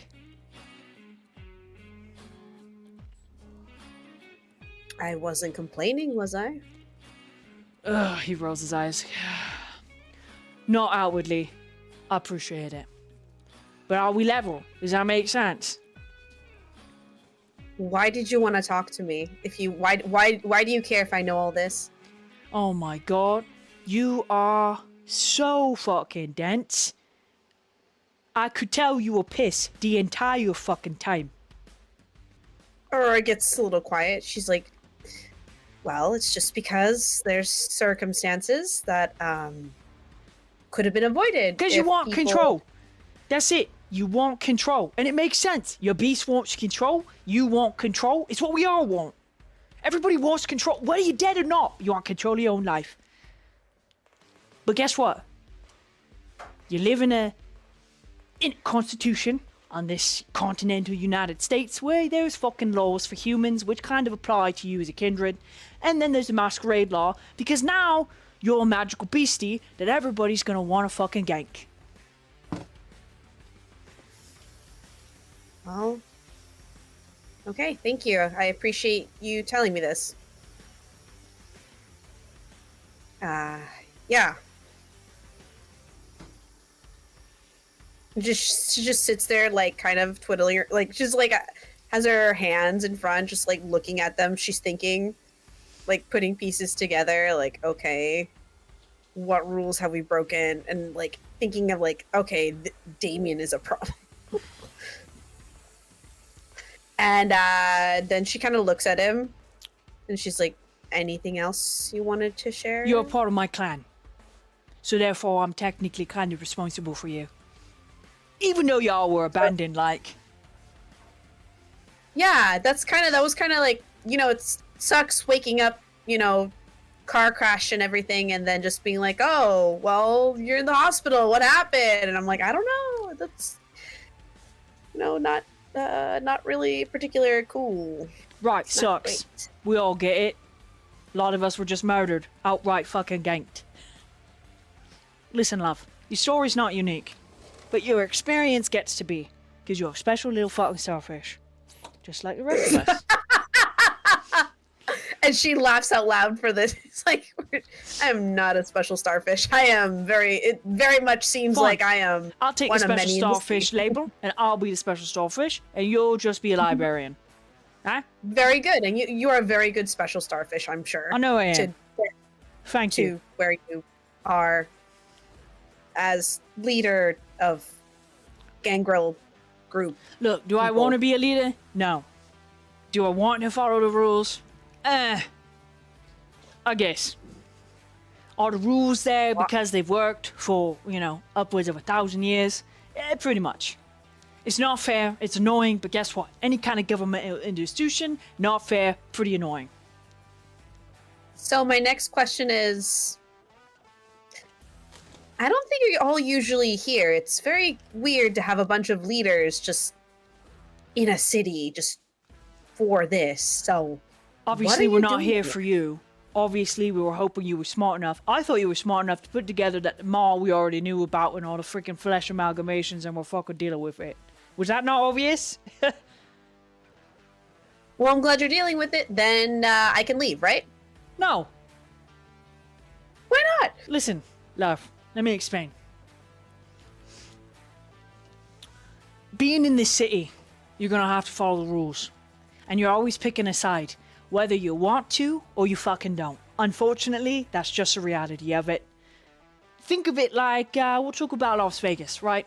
You got certain sides of Las Vegas where only certain people go because there's just a social norm of that. Make sense? Same thing with magical beasties like us. You're picking sides. And the sides here, you got Camis, you got fucking Anarchs, and then you got something called a Sabbat. But let's not really talk about them. They're pieces of shit. And if you deal with them, and anybody in the Cami or the Anarch find out, you're as good as dead. Right. Good to know. His eyes glitter. So if you have anything that kind of connects you to that, and he leans in close, best keep it quiet. And thank your lucky stars if anybody finds out about it, and they also keep it quiet for you. And he's grinning. And by his fang, he's missing a molar in the back. He's got just a little cute, charming hole. Yeah, she just kind of looks. She just like gets closer into his face, and she's like, "What happened with that?" I was beaten to death and then turned. Is that what you're wondering? Why I look so fucked up? No, I just want to know what happened with your molar. Well, it's nice of you, love, but there's a different distinction. They're almost like family, right? Clans. We all stick together. Even, I would say, even more so than with the Camis or the Anarch. You picking up what I'm putting down, love? She eyes him. Yeah, she's picking up, and she's like, Let's just Oh. say Theo's pretty fucking important to me. "He's a good guy. I like That him he too." is, love. That he is. So, now that we've established I don't really fucking want to be a Primogen, but have to because oldest one in the city, that's how it works, and that you are part of my family, so I'm going to make sure you're safe, let's have a drink, shall we? And let's consider it we're going to be quiet about the things we need to be quiet about, and we're going to be vocal about the things we need to be vocal about, yeah? She nods. Fucking great. Name's Adrian. I think you already know mine. Pleasure to meet you. And she extends her hand out. He gives you a high five and then is like, pound it. She's trying to keep up, and she accidentally slaps her face, like by accident.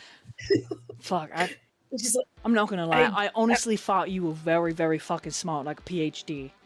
You're a little clumsy, aren't you? I do have a PhD. That doesn't just because I'm not coordinated. Where's that? And she takes the shot that was given, and she just downs it in one go. There you go. Pretty fucking good, yeah? Alright, you have anything else you need to tell me? I'm supposed to punish you, but I don't really want to because I think you get it.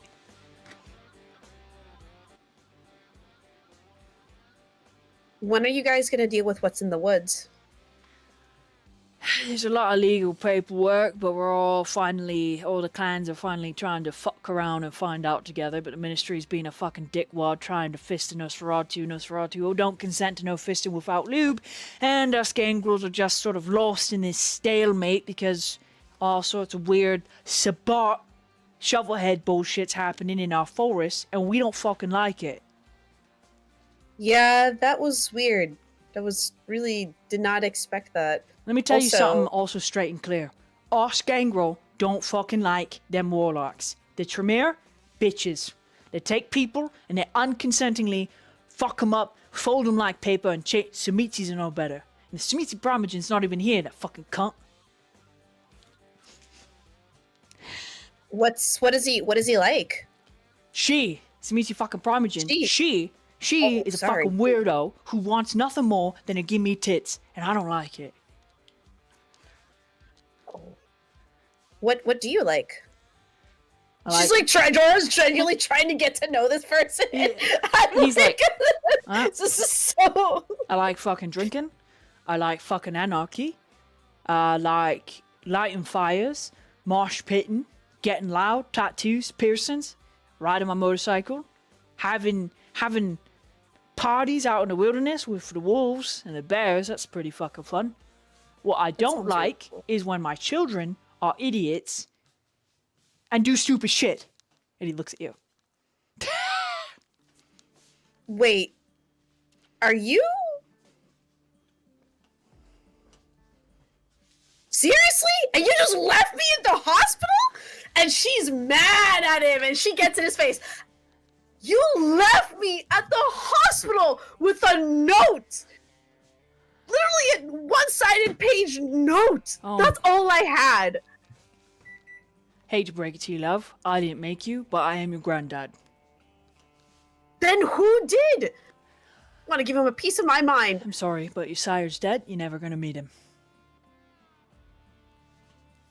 And Aurora sits down to this and looks like a bit defeated. Another thing you need to understand about us gangrel is we are literally the fucking diplomats with the Garu. Now that's fucking werewolves, love, and they are furries to the max in a very terrible ripping apart way. Let me explain. One Garu is about as strong as all those fucking Primogen in the room. Oh, maybe not true. One Elder Garu, all the Primogen, not a fair fight. Garu wins. Does that make sense? So, we all get along? It's tenuous. Oh. We fucking get along about as well as smoke break buddies at the same work.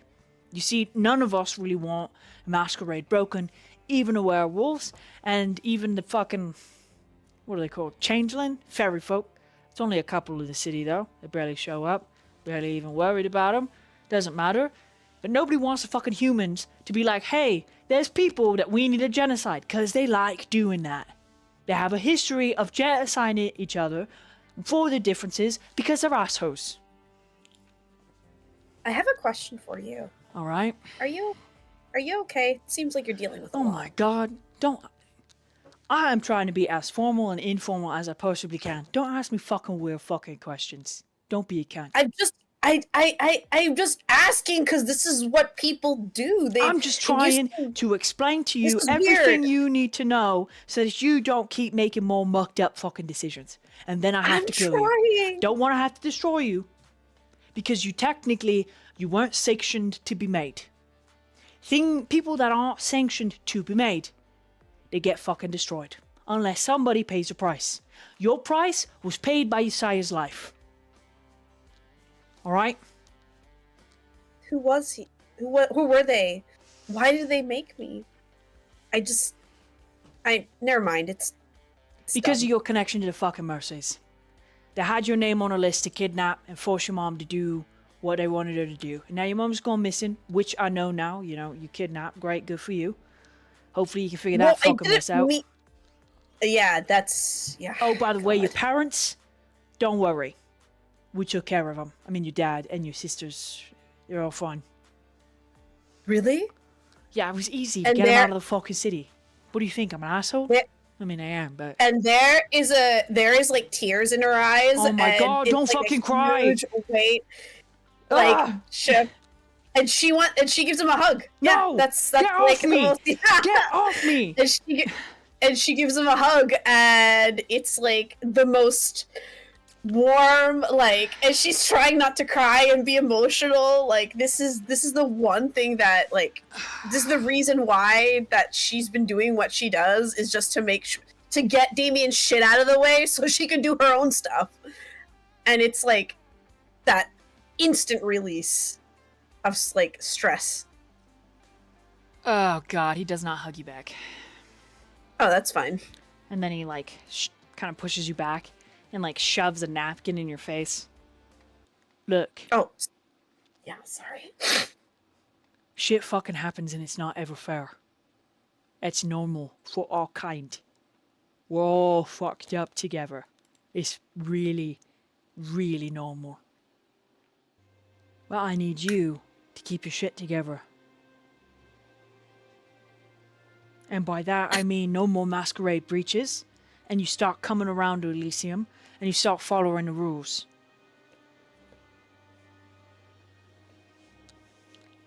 What happens if I break the rules again? If you break the rules again, then there's a nice thing called a blood hunt. And one can be called on all of you, they're not real common, but it's basically a free-for-all for any murdering magic beastie that wants to fucking kill you as a free hand. Now there's a thing called diablerie, which is forbidden on all accounts and should never ever be done. The way he's looking at you is like he knows. But sometimes during a blood hunt, shit happens. Alright? What do you... I didn't finish it. Let's not say things that we shouldn't fucking say out loud. Okay? No, she says it, like, so quietly that unless you get, like, a pretty high... Okay. Like, He does. it's He just almost kind of just glances mouthing it. around like, oh God. Look, it wasn't me. I know exactly who it was and who it wasn't. Don't fucking worry about that. Listen. This life doesn't have to be hard. Doesn't have to be. It can be almost like your life before. But I'm going to recommend you stop contacting any of your live loved ones and you let them go. You let them think you're dead because they're a liability and they could get killed real fucking easy like. Used against you, manipulated, played the game. No one's really your ally. No one's really your fucking friend. You're in this world alone. You're coming into it just like you're gonna go out by yourself. But you can make alliances, and the biggest alliance you can set your back on is your clan and your house. It's a matter of pride, it's a matter of honor, it's a matter of fucking wisdom. It's all fucking climbed up together.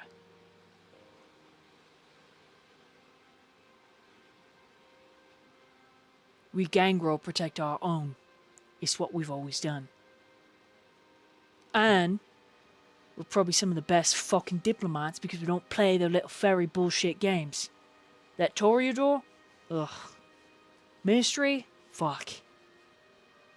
We're not real fucking concerned with the city because there's so much more out there.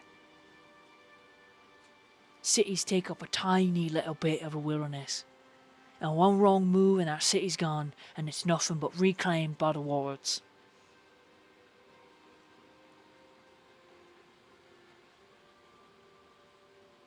Your family is your clan. Clan is your family. You can make little alliances like this little coterie you got going on, but at the end of it, you are what you are, You were born and brought into what you were brought into. Now, what I can tell you about my child, though,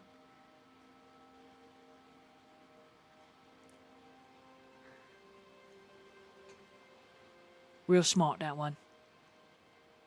Real smart, real kind to animals. In a way that normal folk aren't. And you were picked because you were nice to him. You were considerate. You were smart.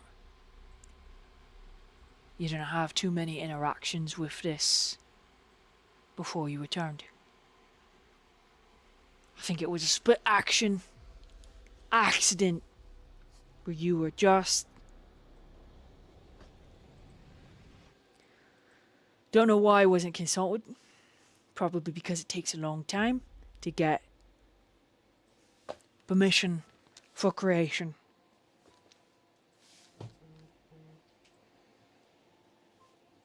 But the rules are in fucking place so that the community functions as smoothly as fucking possible with as little interference from anyone hunting magical beasties.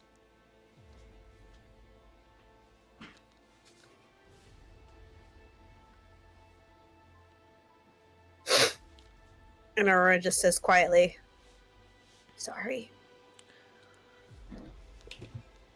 I'm sorry, it's my fault.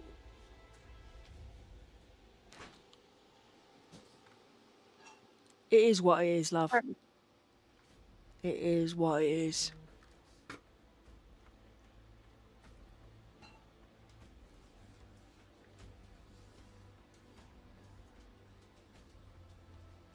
Can I at least know his name? Or their name? Or her name?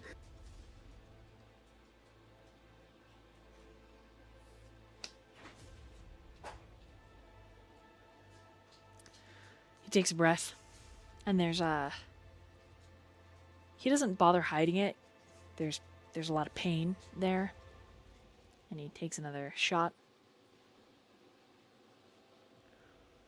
Her name was Hannah. Can I see if I remember a Hannah? Go ahead and roll your intelligence and academics. Okay. Ooh, okay. Wow, damn.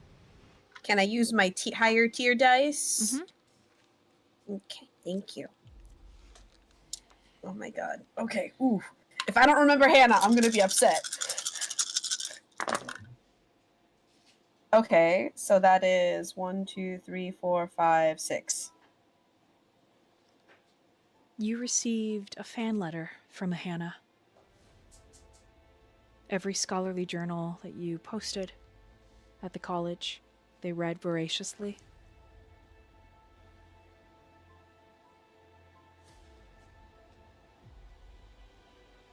And Aurora begins to tear up a little bit because all her letters that she ever received from people, she keeps them in kind of like a scrapbook, and it is prominently displayed it's on her coffee table. As a kindred, you recognize that you were very likely this kindred's touchstone without ever really have meeting them.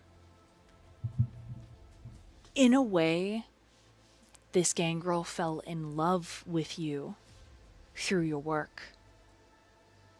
Probably stalked you, probably watched you very closely, and kept you hidden from other kindred to the best of her ability. And then you remember Maeve. During a lunch, Maeve said that she met one of your biggest fans while visiting the college.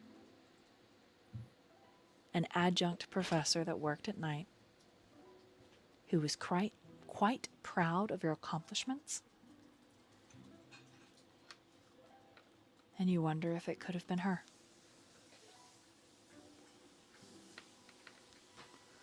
We're not just fucking beasties, us gangrel. We're fucking scholars and philosophers. Is that how you say philosophers? That's how you say it now. I'm the boss. That's what it means.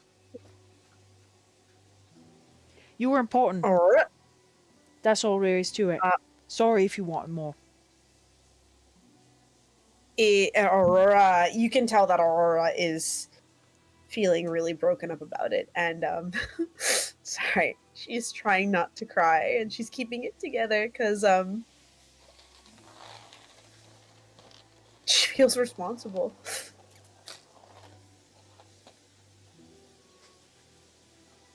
It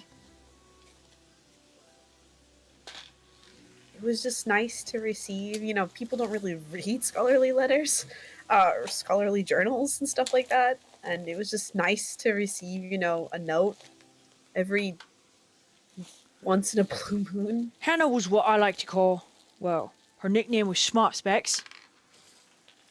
That's what we're gonna call you, Smart Specs. And he like pushes her glasses. Bad things happen all the time. It's the name of the fucking game.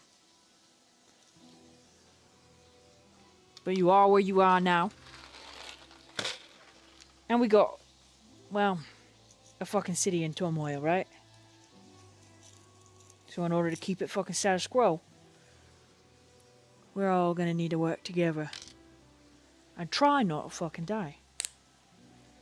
But it's probably gonna be real fucking hard and a pain in the fucking dick. So, is there any blood hunts that are active? Or they're gonna happen? Who knows? Probably not. Probably gonna be alright, all things considered. But fucking politics, pain in the ass. And then she asks a question which comes from a very personal place. And she says, is there anyone on the Camarilla shit list? Oh yeah. Of course there is. There always is. Every fucking clan's got a shit list. I got a shit list mile fucking wide. You know how mad I am at Joe for fucking reaching out to you and not fucking telling me? You know how mad I am at Fenrir for not fucking telling me? Hey, how do you know about that? What do you mean? What do you mean? I told you I fucking work with Garu. Wait. No. And her eyes turn to saucers. Oh. She's like, what do you mean? Fenrir is... And she catches herself. And it all comes together. And she's like, when can I leave? As soon as everyone's done being talked to. I need to go. Is there a way that I can meet you, or do I have to keep coming back here? Yeah, there's a P.O. box. And he cites out the numbers. Just leave a fucking note in it and I'll find it. Okay. And is Theo okay? He's alright. He's in a lot of fucking trouble. He just likes to meddle, Please. which he shouldn't as such a young fucking buck. No, please, it's my fault. I didn't know he was with a group. We were looking into the things with the forest, and we found him with this. I got another question for you, Aurora. I want you to be really fucking honest with me.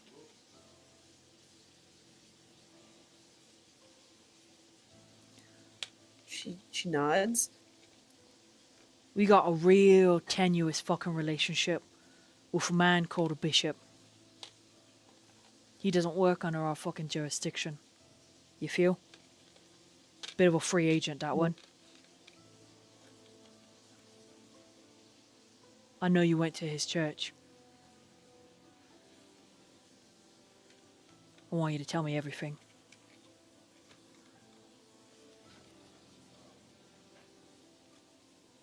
And she does. She tells him everything but the share the senses part. So she tells him like she was like trying to bail out Robbie because he broke the masquerade because he wasn't supposed to, and so then we had to like go to the bishop, and then she kind of says like, I didn't realize that what I could do was special because no one said it was, no one ever told me different. And then that he took one of her blood, and she was extremely uncomfortable by that. But that he seemed decent enough despite that.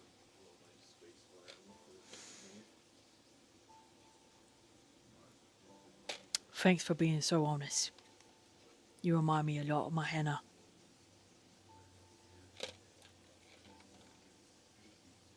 And the way he looks at you is like he's seeing her, and he gets a little emotional. All right, now get the fuck out of here. Go on. You wait in the lobby for your friends before I start fucking crying like a goddamn pansy. And she just... but she whispers, a handsome pansy, right? And she taps his hand and leaves. Something you need to fucking know, Aurora, as he calls after you. A sire will do a whole fucking hell of a lot for their child, though. It's natural. We made you. We love you. It's just a fucking name of the game. And then he salutes you. And when someone goes to talk to him, he's like, "Ah, fucking shove off, princess." Not in a fucking mood. And yes, she goes to the lobby. Okay. And I think There at the lobby, Yeah. I would like it's fairly obvious, but Mori has tear streaks, just blood tear streaks. Oh yeah, Aurora goes to her and she's like, are you okay?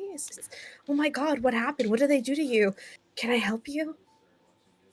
And when she sees you, like she just kind of smiles and says, "I'm glad you're safe. I was worried." I'm glad you're safe too. And touches her forehead to your forehead and tries to wipe your cheeks. You good? sorry. And then Aurora clang and it's like, oh god, I knocked a face. Sorry, it's Right. me. I'm tripping a little bit. Yep. And she just says, I belong to you now. What do you mean? What happened? I'm no longer Banu Hakim. And Aurora looks at her wide-eyed. She's like, but... wait, what happened? How? I gave it up for you. Mori, All I want that's... to do is keep you safe. But Mori, what about you? I appreciate... And of course... But what about you? I'm so... I get to protect You- you. I'm happy, but So is that it? You're not part of the group anymore? Is that all there is to it?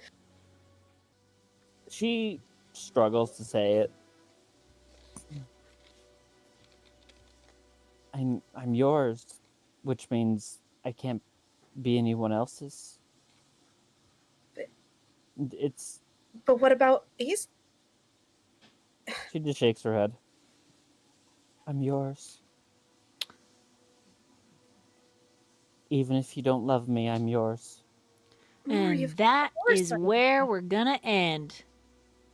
Ah! What do you...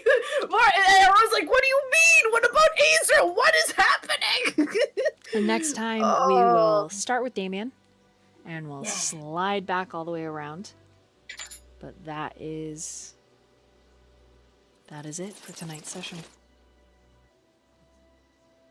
I apologize if I took anyone's chance to have a turn.